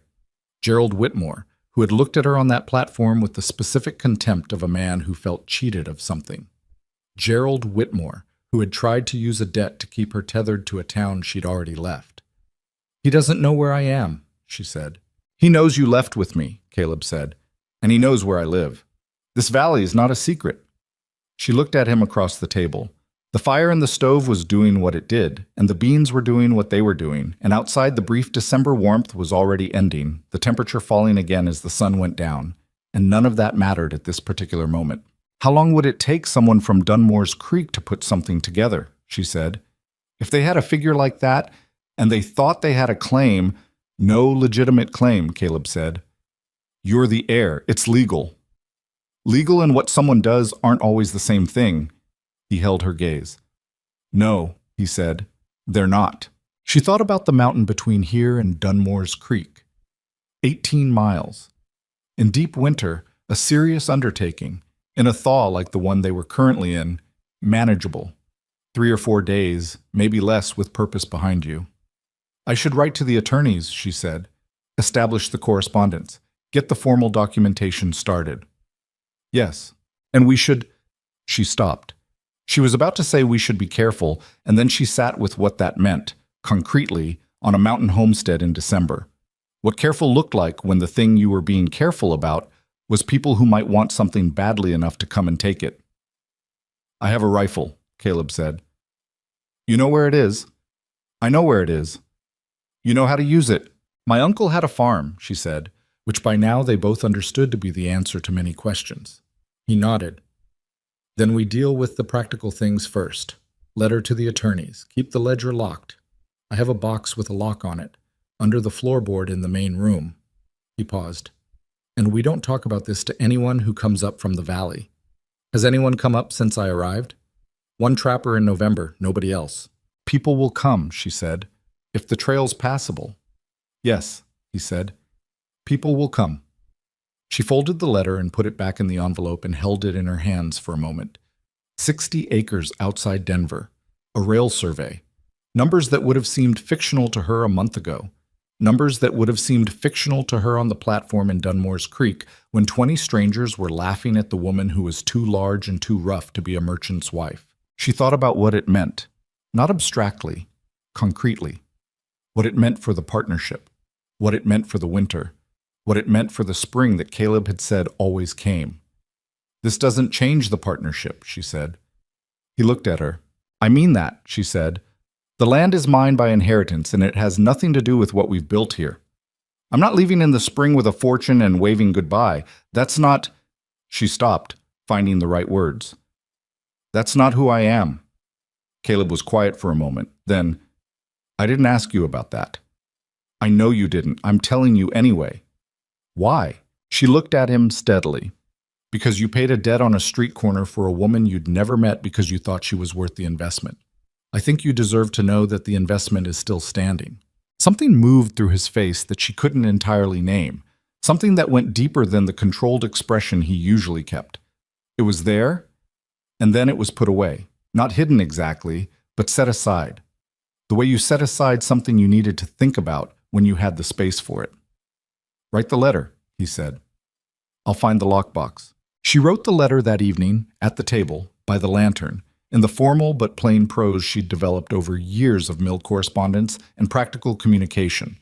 She told the attorneys she had received their letter, confirmed her identity, provided the Dunmore's Creek address as a contact point, and requested that all documents be held pending her ability to travel to Denver in spring. She did not mention Caleb or the homestead or anything about her current circumstances. She sealed it and addressed it, and Caleb put it in his coat for the next trip down. She put the original letter in the lockbox. The lockbox went under the floor. They ate dinner late that night, the beans she'd made and some of the dried elk that Caleb had brought back from the trade post. And the conversation was quieter than usual, both of them sitting with the implications of the afternoon. The fire burned, and the wind outside was picking up again, the thaw ending, the cold reasserting itself in the way it did up here. Not gradually, but definitively, as if the brief warmth had been a mistake the mountain was correcting. Tell me about the parcel, Caleb said after a while. What you know about it? She told him what the letter contained. The location, the acreage, the railroad survey, the projected value. He listened with the focused attention he gave to anything that had practical implications, asking 2 or 3 specific questions about the survey route and the timeline that surprised her with their precision. You know about railroad land, she said. I know people who had it and people who lost it, he said. The survey's only a proposal right now. It becomes real when they break ground, and that can take years. The value in the letter is projection, not certainty. You think it's less than they say? I think it's uncertain, he said carefully, which is different from less. The land itself is real. 60 acres outside Denver is real, regardless of the railroad. He looked at the table. What matters is that someone who knew about it might think it's more certain than it is, might act on that assumption. She thought about Gerald Whitmore, who she knew to be a man who acted on assumptions, who had assumed she would be a certain kind of woman, who had assumed she would be destroyed by public humiliation, who had assumed that a debt could be used to contain her. He had been wrong on all counts. She was beginning to suspect that being wrong would not make him less dangerous. Some men, when they were wrong, learned from it. Other men, when they were wrong, got angry. She had a clear enough picture of Gerald Whitmore, from 6 letters and one devastating platform encounter, to have a strong sense of which kind he was. "I want to learn the rifle better," she said. Caleb looked at her. "You know how to shoot." "I know how to shoot at a range I practiced at 10 years ago. I want to be current." She met his eyes. "Will you work with me?" "Yes," he said, without hesitation. "Starting when the weather allows." "Starting when the weather allows." She put her hand on the table, palm down, not reaching for his, just resting there, an unconscious gesture. "We're going to be all right," she said. It wasn't reassurance, not exactly. It was more like an assessment. The way she'd said all right in the barn during the blizzard, not as comfort, but as evaluation. Caleb put his hand flat on the table too, a few inches from hers. Not touching, just there, solid and present. "I expect so," he said. The days between that conversation and the day the first rider came were 12. She knew it was 12 because she had been keeping a daily tally in the ledger, a habit she'd started as a child in Indiana when her mother was sick the second time, and Eleanor had needed to organize her sense of time against the anxiety of not knowing how things were going to go. She had kept tallies during the bad years at the mill, too, marking off days toward some unnamed thing that she'd hoped was coming but couldn't name. Here, the tally was simply documentary, a record of what had been done each day, how many cords of wood remained, what the temperature had been, what the animals had needed. A ledger of the actual life. 12 days after the letter arrived, she was at the far end of the upper pasture when she heard the horse on the trail below. She had been checking the fence line on the north boundary, a task she'd taken on that morning because Caleb was working in the timber above the cabin, and she'd wanted the space of physical work and open air. The upper pasture gave her a clear line of sight down the switchback approach to the homestead, which was one of the things she appreciated about it, though she had not until recently thought of that appreciation as related to anything other than the view. One rider, moving steadily, not hurried. A workhorse, not a road horse. She watched from the fence line as the rider came around the last switchback and into the lower clearing and stopped in the yard. She did not recognize the man. He was perhaps 50, weathered and heavy-set, in a sheepskin coat that had been expensive once. He sat on his horse in the yard and looked at the cabin and looked around the property with the specific attention of a man who was not lost and was taking stock of what he'd found. Eleanor walked back down toward the yard. She had the hatchet on her belt. She always had the hatchet on her belt for the fence work. It was a practical tool, not a weapon, but it was there, and she was aware of it being there. The rifle was in the cabin. Caleb was in the timber, possibly within shouting distance, possibly not. She walked down the slope in the open so that the rider saw her coming. She had learned in her life that surprises rarely went well, and she would rather be seen approaching than appear suddenly from a direction that made a stranger's hand go to a gun. The rider turned toward her when she was 40 feet out. He looked at her the way people looked at people they'd been given a description of and were checking against the reality. "You Eleanor Hart?" he said. "I am," she said. She stopped at a distance that felt like conversation rather than confrontation, and she looked at him the way she looked at everything that needed to be understood. "And you are?" "Name's Arden. I work for Mr. Whitmore." She said nothing. She waited. "Mr. Whitmore sent me up to deliver a message," the man said. He reached into his coat with the deliberate slowness of someone who understood that reaching into your coat around a stranger required announcement. He produced an envelope. "And to wait for a reply." She looked at the envelope but didn't reach for it. "What kind of message requires you to ride 18 miles in December?" "The important kind," Arden said. He had the flat, expressionless delivery of a hired man who was reciting something told to him rather than saying something he believed. "Mr. Whitmore has come into some information about your family, about property that belongs to you." A pause. "He wants to discuss a business arrangement." Eleanor's chest went very still. "What kind of business arrangement?" "He'll explain that in the letter." Arden held it out again. This time she walked to him and took it. She did not open it. "Mr. Whitmore says he has contacts in Denver, people in the land office. He says he can help expedite the estate process, make sure the right people know about the claim before the wrong people do." Another pause. He says you'd want to know that there are parties in Denver already interested in that land. He says he can help you handle them. Eleanor held the envelope. She looked at the man on the horse. He was not a cruel man, she thought. He was just a man who worked for one and had been given a task. He had the look of someone who did what he was paid to do without examining it closely, which was its own kind of moral failure, but a different kind than Whitmore's.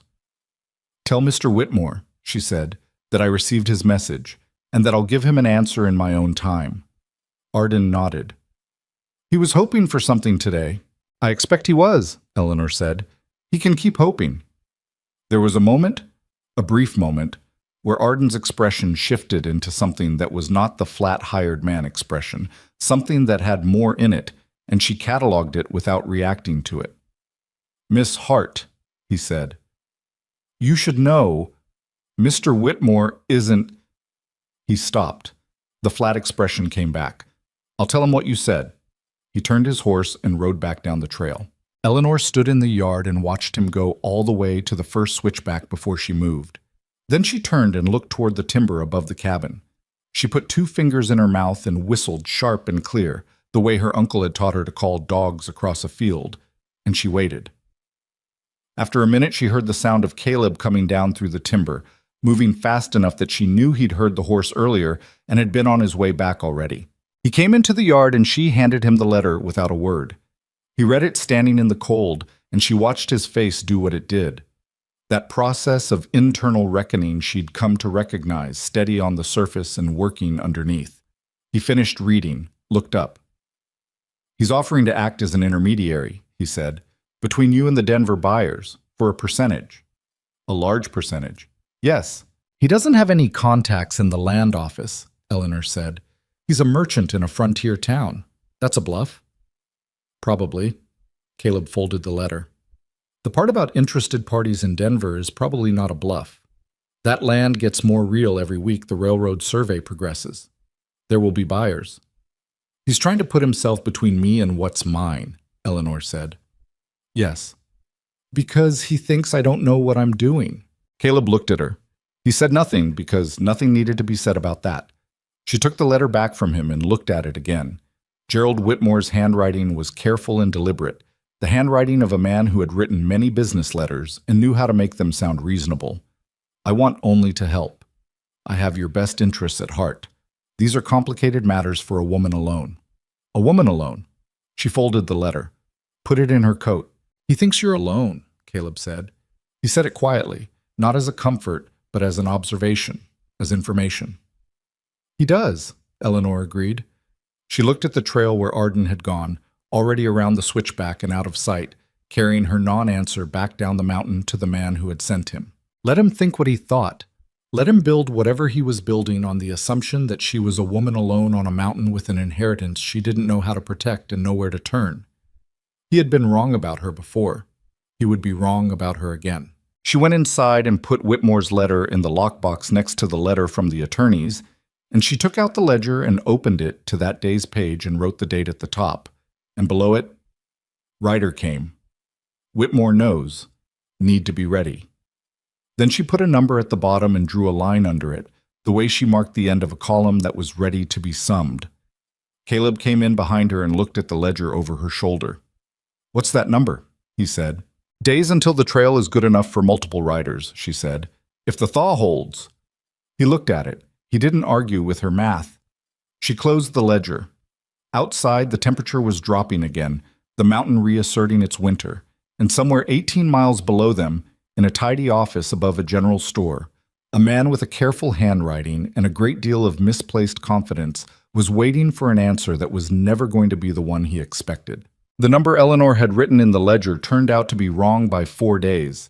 She had calculated based on the trail condition and the weather pattern, and the reasonable assumption that a man like Whitmore would need time to put something together.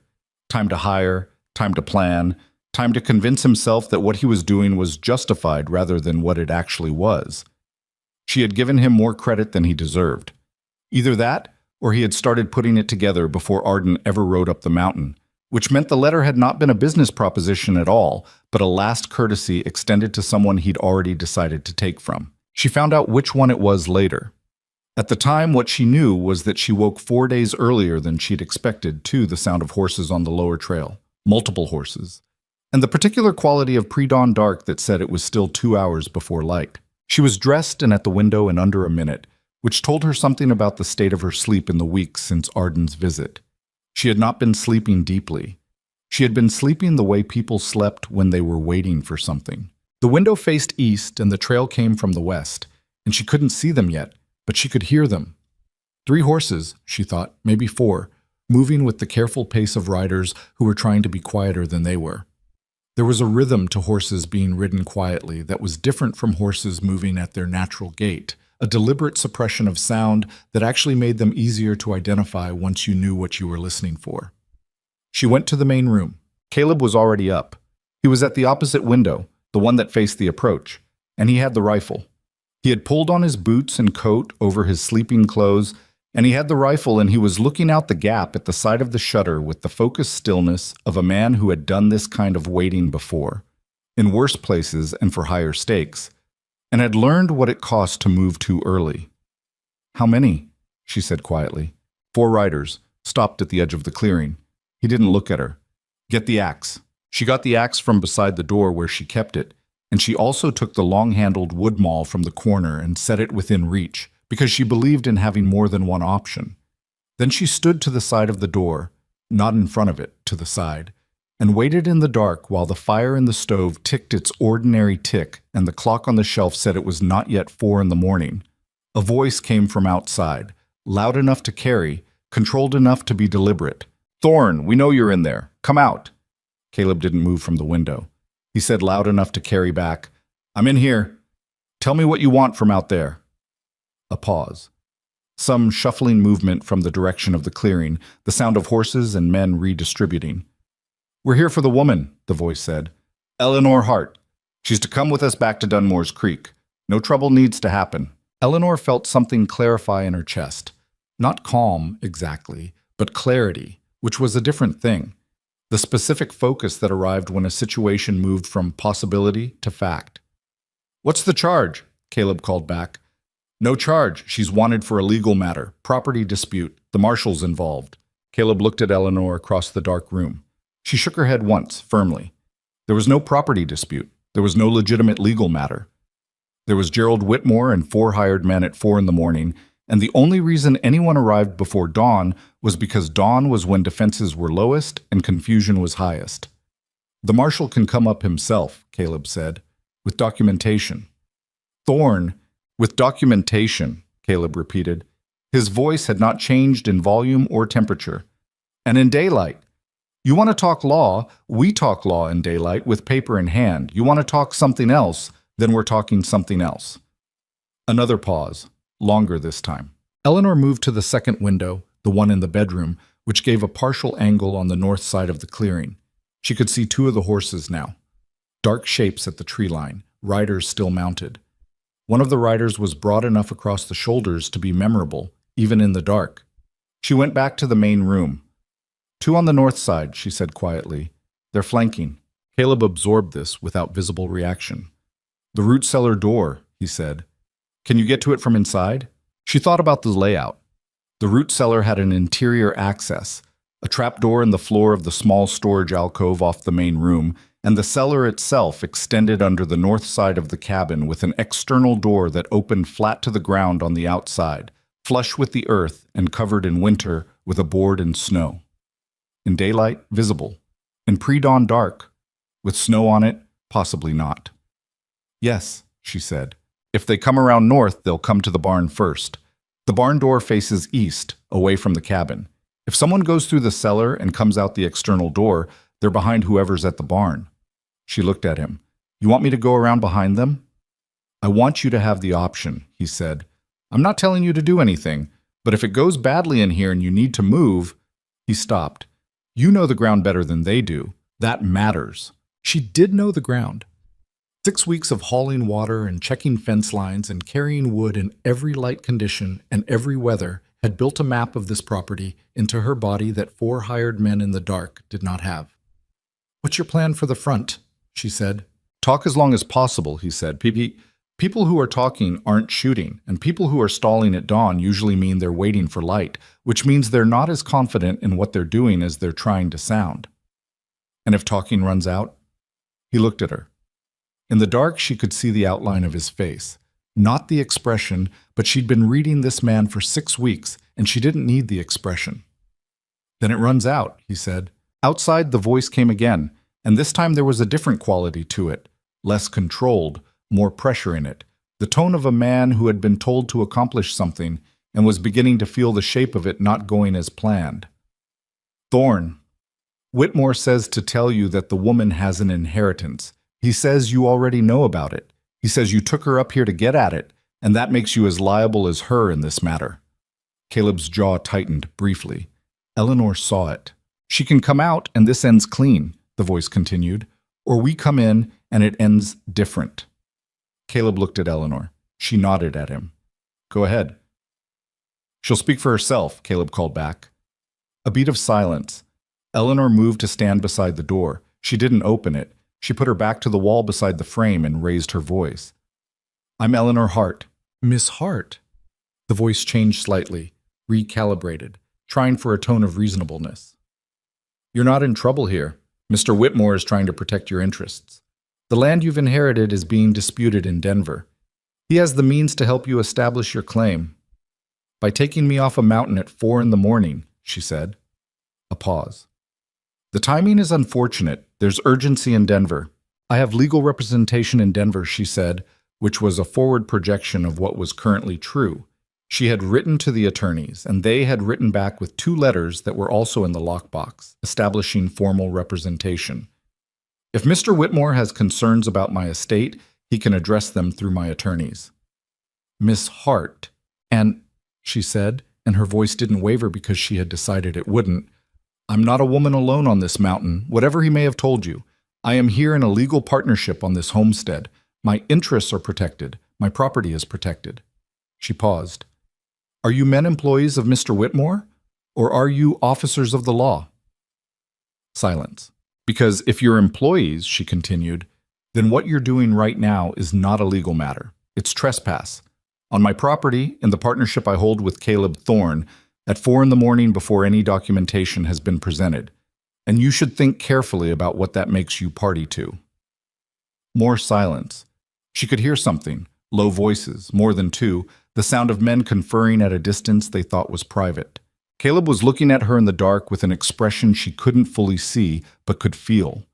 She didn't look back at him. She was listening to the men outside. The conference ended. It ended badly. The sound came fast.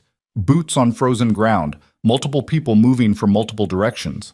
Not the careful quiet of before, but the committed sound of men who had made a decision. Eleanor had 1 second of that sound before Caleb said, "Cellar," in a voice that was not loud and not panicked and meant exactly what it said. She went for the trapdoor.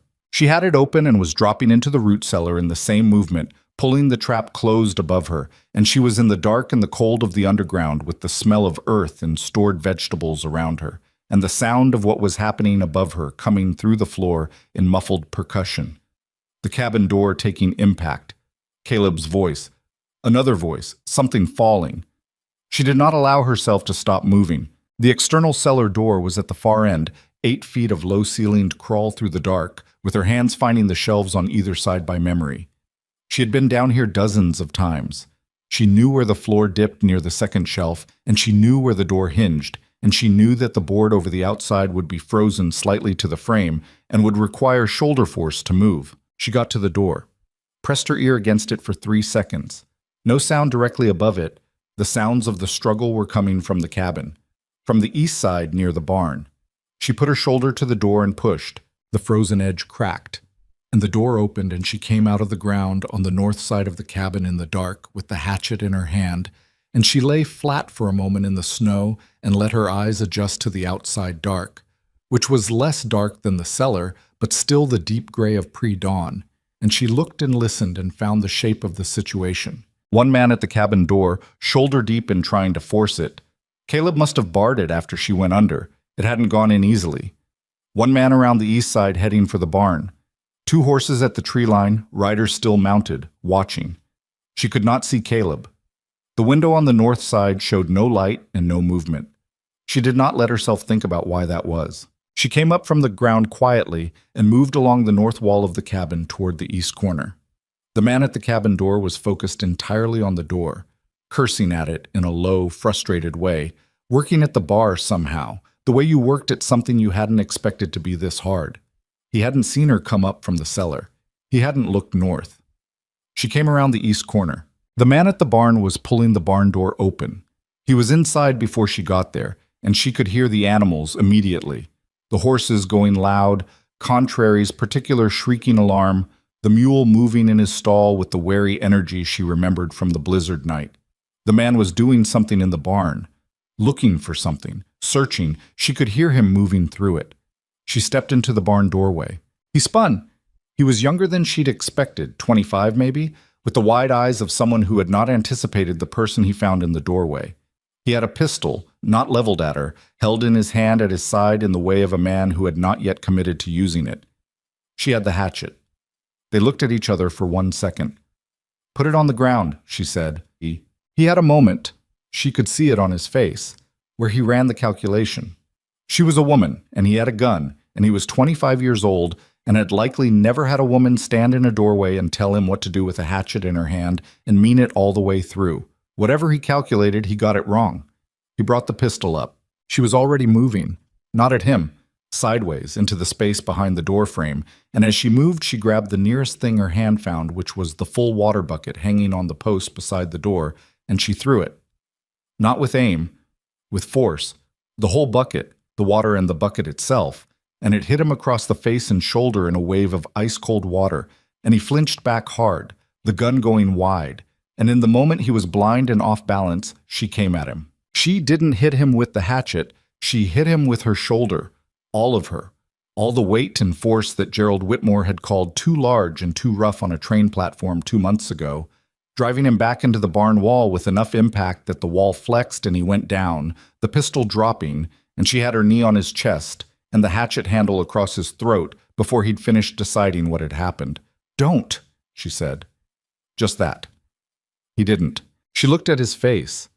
Young, scared, out of his depth in a way that he probably hadn't been when Whitmore was explaining the job.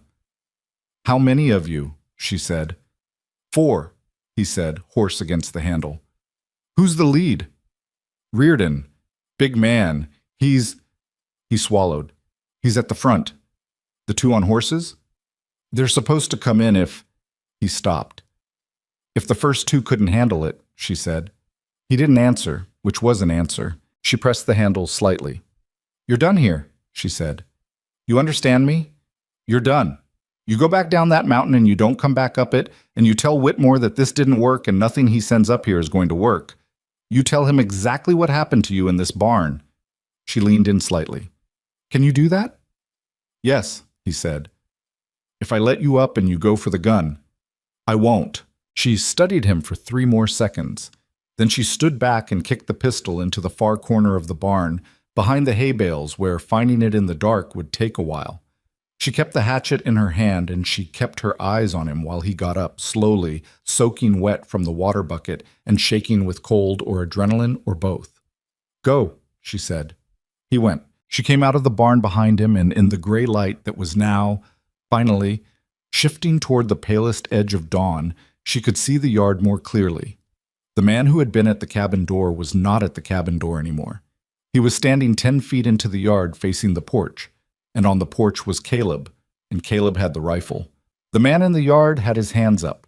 His name, she would learn later, was Reardon, and he was large across the shoulders in the way she'd noticed from the north window. And he had the look of a man who was genuinely angry, but was not angry enough to be stupid about a rifle at 10 feet. He was saying something to Caleb in a low, pressurized voice, and Caleb was saying nothing in return, which was the correct response to that particular tone. Eleanor came around to the side of the yard where she had a clear angle. Reardon saw her. He looked at her for a moment, at the hatchet in her hand, at whatever was on her face, and then he looked back at Caleb, and something in him shifted. "Call your men off the horses," Caleb said. First thing he'd said, apparently, from the way Reardon's head moved.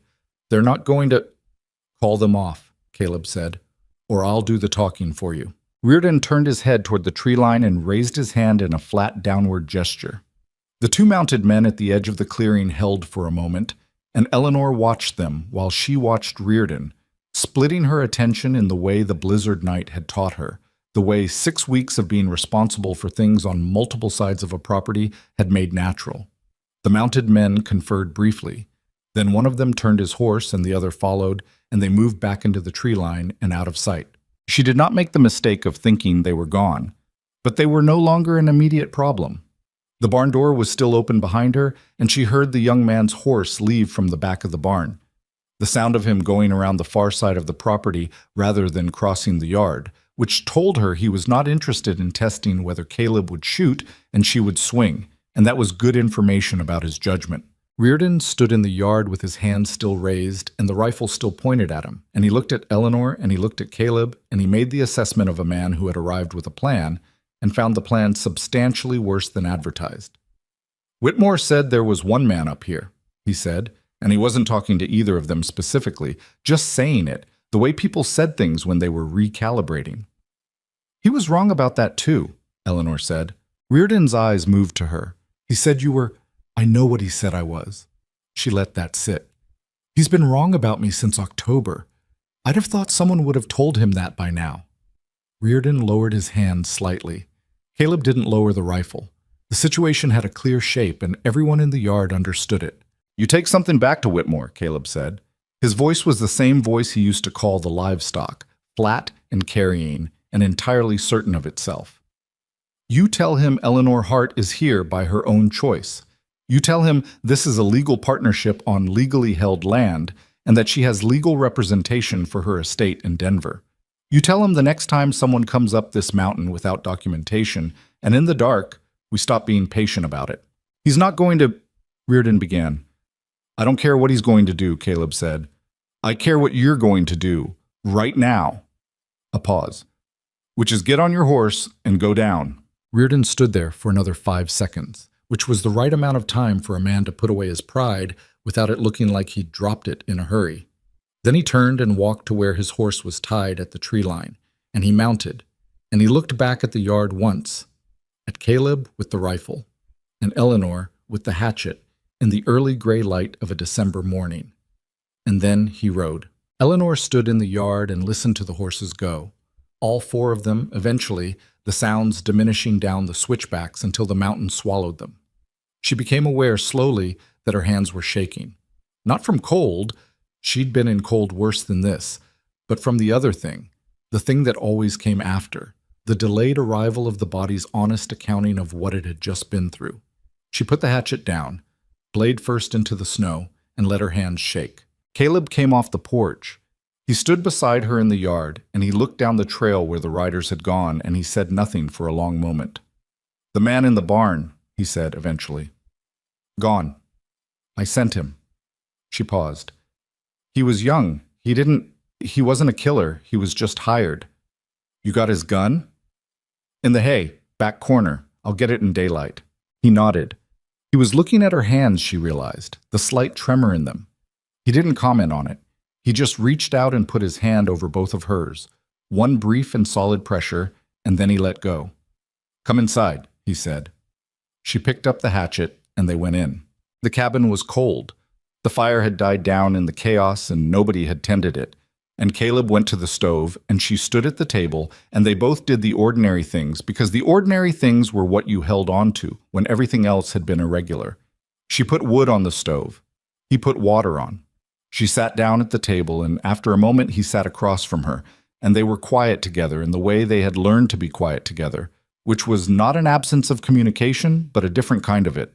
He knew about the inheritance before Arden came up here, she said. It wasn't a question. Yes, Caleb said. The letter was already read by the time it got to you. Arden was a test, to see if you'd come down quietly. And when I didn't, he had a few weeks to put something together. Caleb looked at the table. He moved faster than you calculated. 4 days faster. You're not wrong about that, just early. He paused. It changes things. He'll try again. Probably not himself, Caleb said. He hired 4 men, and 4 men came back without you. He's a businessman. He calculates odds. He looked up. But he might find another angle. Legal pressure in Denver, maybe. Someone in the land office who'll question the inheritance before it's finalized. Eleanor thought about the attorney's letters in the lockbox. The correspondence she'd maintained through December, carefully documented, with dates and signatures. The ledger. The record of her presence here, her labor here, her stake in this place. "I need to go to Denver," she said. Caleb looked at her. "Not now, when the pass is open. But I need to go in person. I need to be in front of the attorneys, in front of whoever processes the estate, so that there's no question about who I am and what I'm claiming, and that I'm doing it freely." She looked at him. "Whitmore can't use the legal system against me if I'm already inside it." "Spring," Caleb said. "Spring," she agreed. "Dion." The water on the stove began to steam.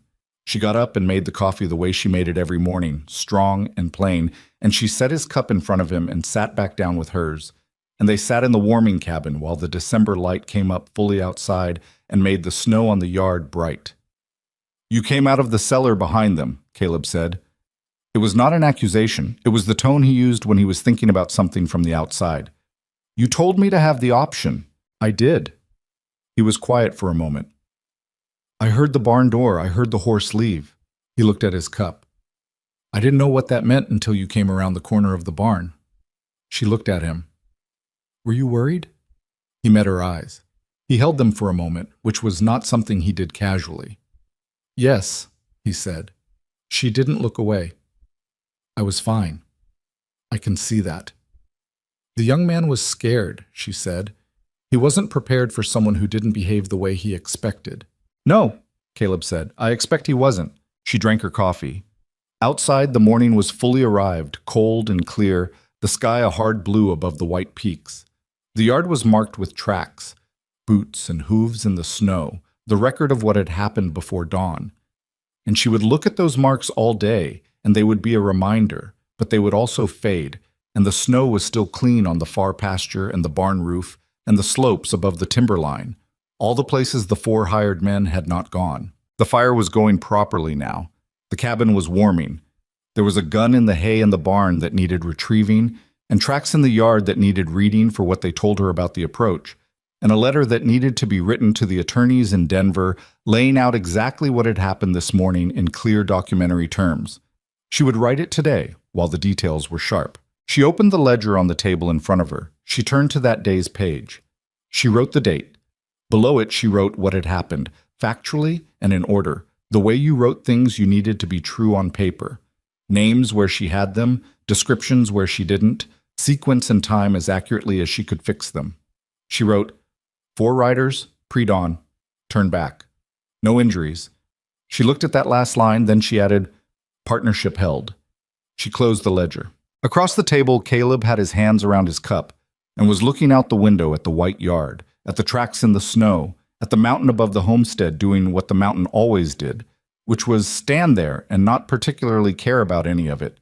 And Eleanor looked at him, looking at it, and she thought about spring and Denver and the thing they had built here on this ground that 4 men in the dark had not been able to take. Spring came the way Caleb had always said it did. Not gently, not all at once, but in argument with winter, 2 steps forward and 1 step back. A week of warmth followed by a late snow, followed by another week of warmth that held a little longer than the last. By mid-March, the lower trail was passable in the mornings before the melt softened the ground, and by April the passes to Denver were open enough that the stage was running again, and Eleanor had been ready for both of those things since February. The letter she'd written the morning after Reardon's visit had gone down the mountain with Caleb on his next supply run, and the attorneys in Denver had written back within 3 weeks. A fast turnaround that told her they understood the situation had urgency to it. Their letter was careful and formal, and between its lines, she could read exactly what she needed to read. The estate was legitimate, her claim was solid, and there were indeed interested parties in Denver making noise about the land, though none of them had any legal standing that a clear inheritance couldn't overrule. Come in person, the letter said. Bring documentation. We will handle the rest. She had spent the winter months building that documentation into something that could not be questioned. The ledger had grown to 2 volumes, a record of her presence and labor on the homestead from her first day, witnessed by Caleb's countersignature on each weekly summary, the way they'd started doing it after the night of Reardon's visit, because written evidence was harder to argue with than a person's word. She had the attorney's correspondence, dated and organized. She had a letter from Mrs. Putnam at the boarding house in Dunmore's Creek, attesting to Eleanor's arrival date and circumstances, which she'd requested through Caleb's next supply run and received back in January. Mrs. Putnam, whatever her opinions about unfortunate women and their poor decisions, was apparently unwilling to lie on paper for a merchant she didn't particularly like, and she had the original inheritance letter, preserved in the lockbox through everything. She had also spent part of the winter learning the rifle properly, the way she'd asked.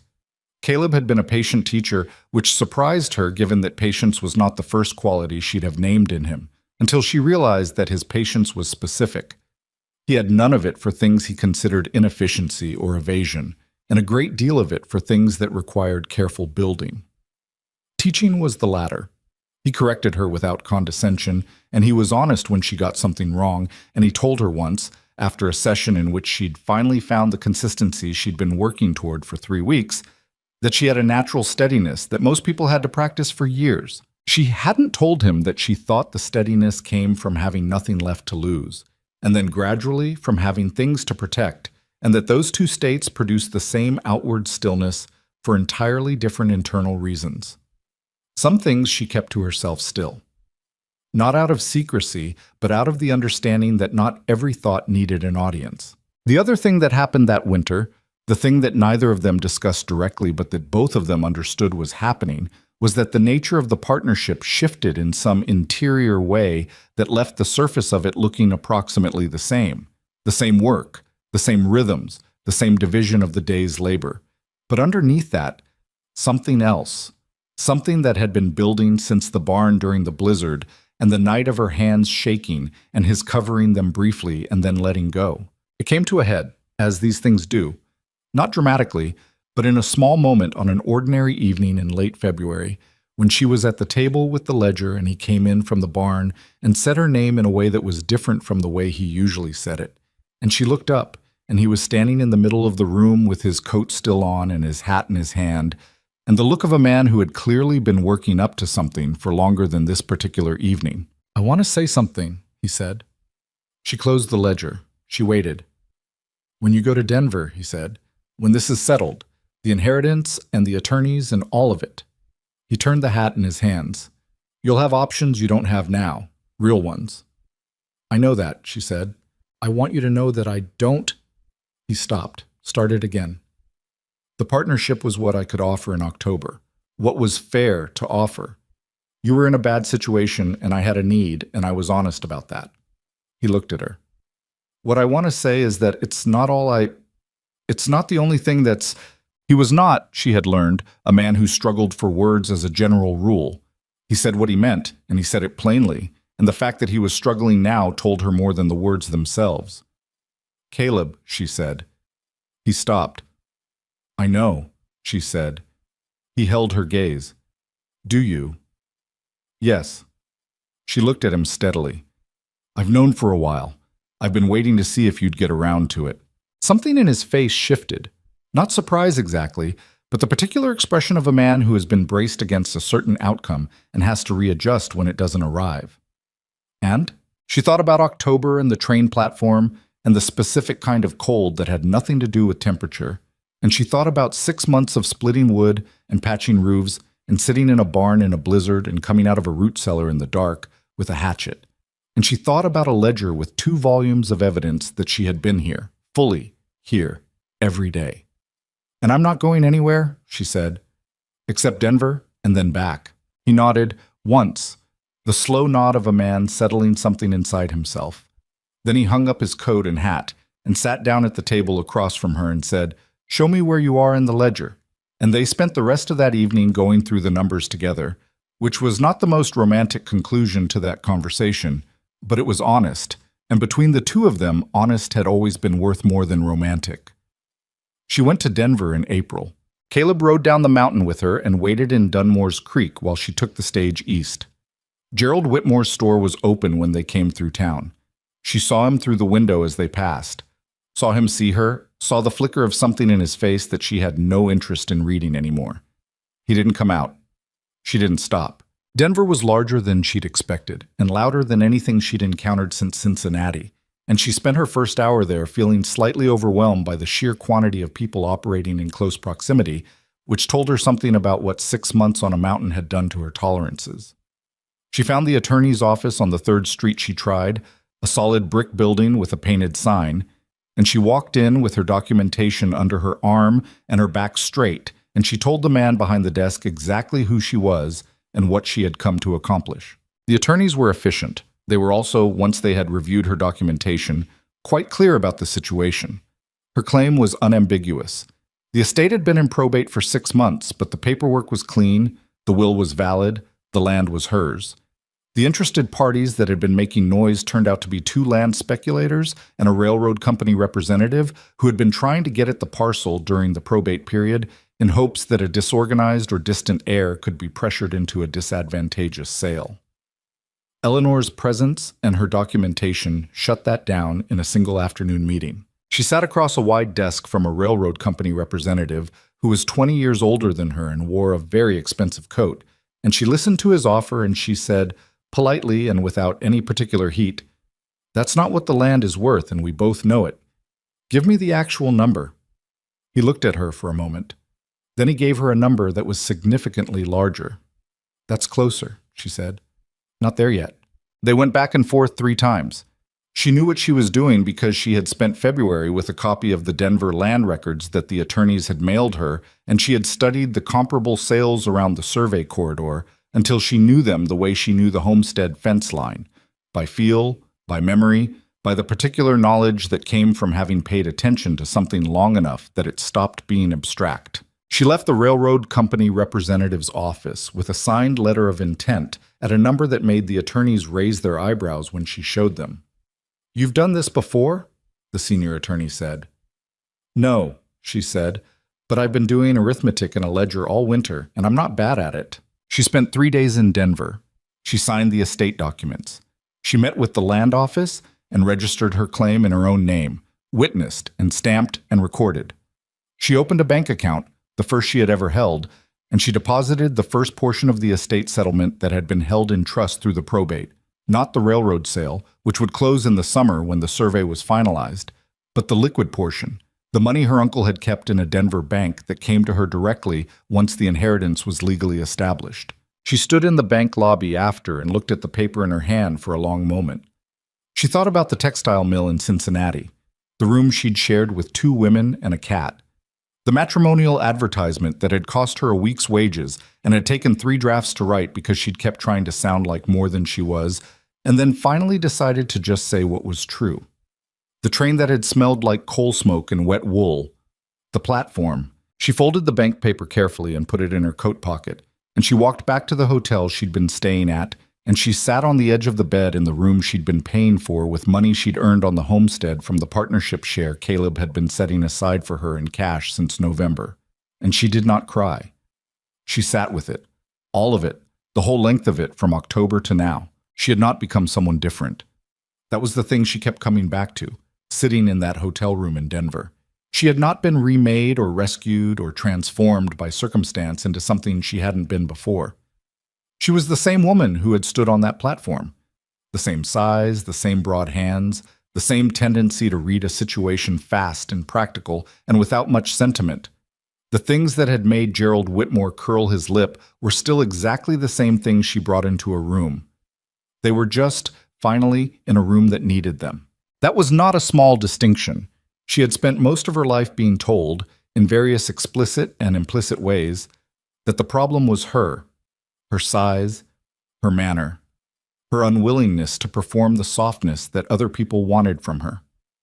What she understood now, sitting in Denver in April with a bank paper in her pocket and 6 months of mountain winter behind her, was that the problem had never been her. The problem had been the rooms. She had been trying to fit into spaces that were built for a different shape of person, and the waste of all those years was not that she'd failed to fit. The waste was how long it had taken her to stop trying. She went back to Dunmore's Creek on the Saturday stage, and Caleb met her at the post station with the horses, and she stepped off the stage and he looked at her face and read it the way he'd learned to read it, and he said, "Done." "Done," she said. "All of it?" All of it. She took the reins from him. I'll tell you on the trail. They rode back up the mountain together, and she told him everything. The attorneys, the railroad representative, the land office, the bank.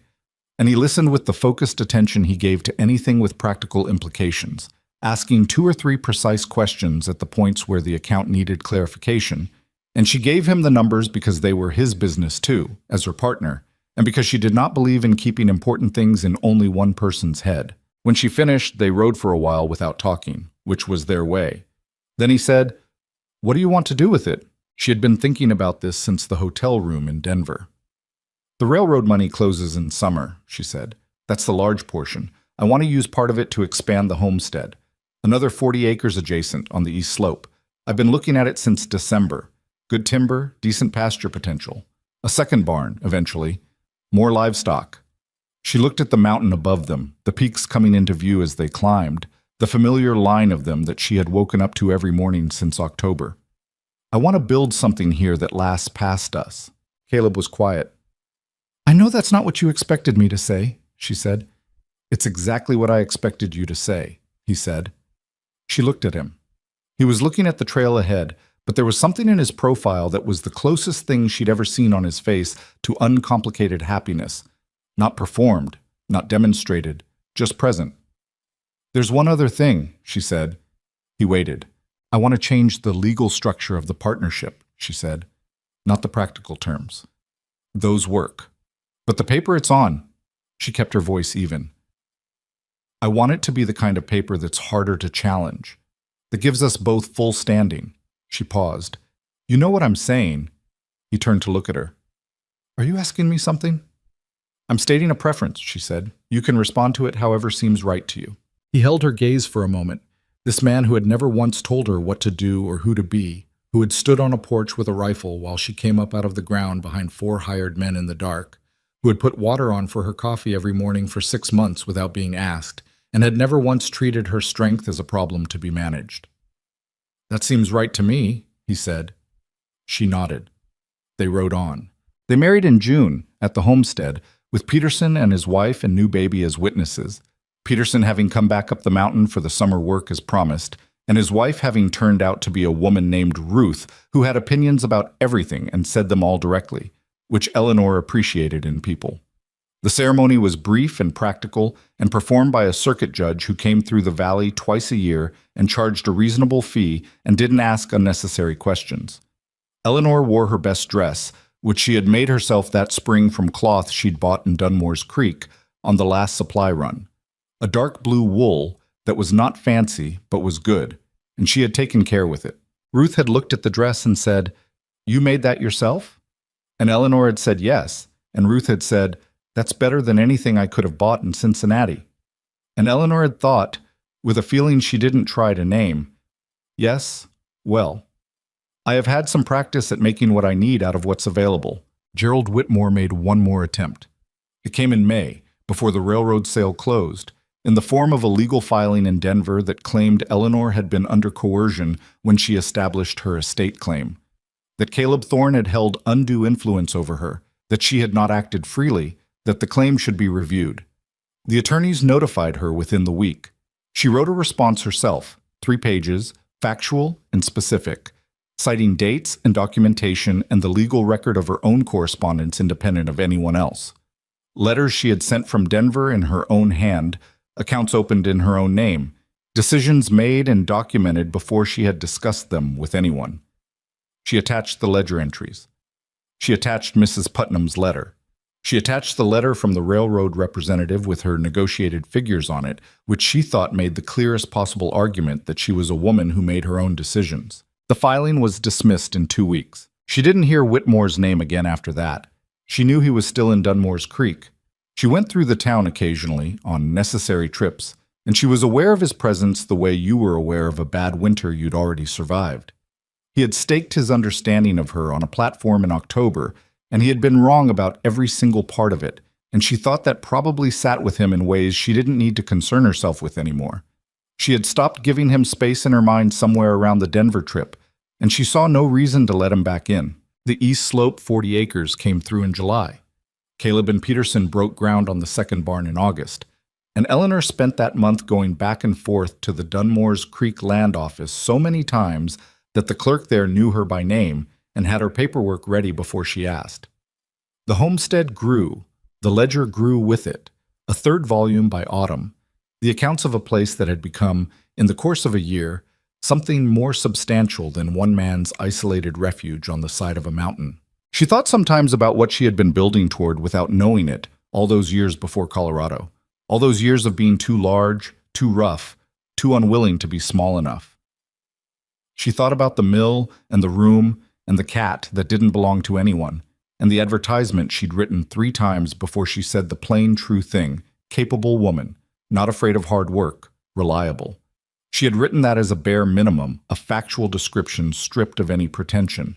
She had not known that it was, in its plainness, a more accurate portrait of her actual worth than anything she could have dressed it up to be. The mountain in October looked different from the mountain in October of the previous year. Or rather, it looked the same. The aspens going gold, the first hard cold in the mornings, the sky that particular blue that meant the season was committing. But she was different within it. She stood on the porch in the early morning of the anniversary of her arrival, and she looked at the eastern peaks and she felt the cold on her face, and she thought, here, not here as in this place, though that too. Here as in finally arrived. Here as in the specific feeling of being in the right place in the right way, doing the right work for the right reasons, which was something she had not known she was missing until she found it and recognized it by the particular weight of its absence finally lifting. Caleb came out behind her with 2 cups of coffee the way he always did, and he handed her one, and he stood beside her and looked at the same mountains, and they were quiet together in the morning the way they had learned to be quiet together, which was not silence, but a different kind of speech. Same time last year, she said. Yes. She thought about the train platform, the cold street corner, the receipt for a paid debt, and a man she'd never met offering her something he called a partnership. She thought about all the ways that could have gone wrong and hadn't. You made a good investment, she said. He looked at her with the thing that had, over a year, become simply how his face looked when he looked at her. Not performed warmth, not demonstrated affection, just the unguarded expression of a man looking at something he was glad exists. Yes, he said. I did. She drank her coffee.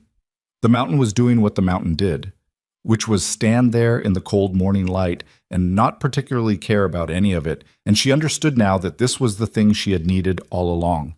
Not a place that would celebrate her or excuse her or reshape her into something more convenient, but a place that simply required what she actually had to give and let her give it. That was enough. It was, she had come to understand, more than enough. It was the kind of enough that most people never found, and the fact that she had found it by way of humiliation and abandonment and a December blizzard and 4 men in the dark did not make it less real or less hers. If anything, it made it more so, because she knew exactly what it had cost, and she had paid every part of that cost herself. The aspens on the east slope, her east slope now, the new 40 acres, were gold against the dark pine, the same as they had been last October, the same as they would be next October, and she stood on the porch of a home she had helped build and looked at them, and she did not look back. She had a rule about that.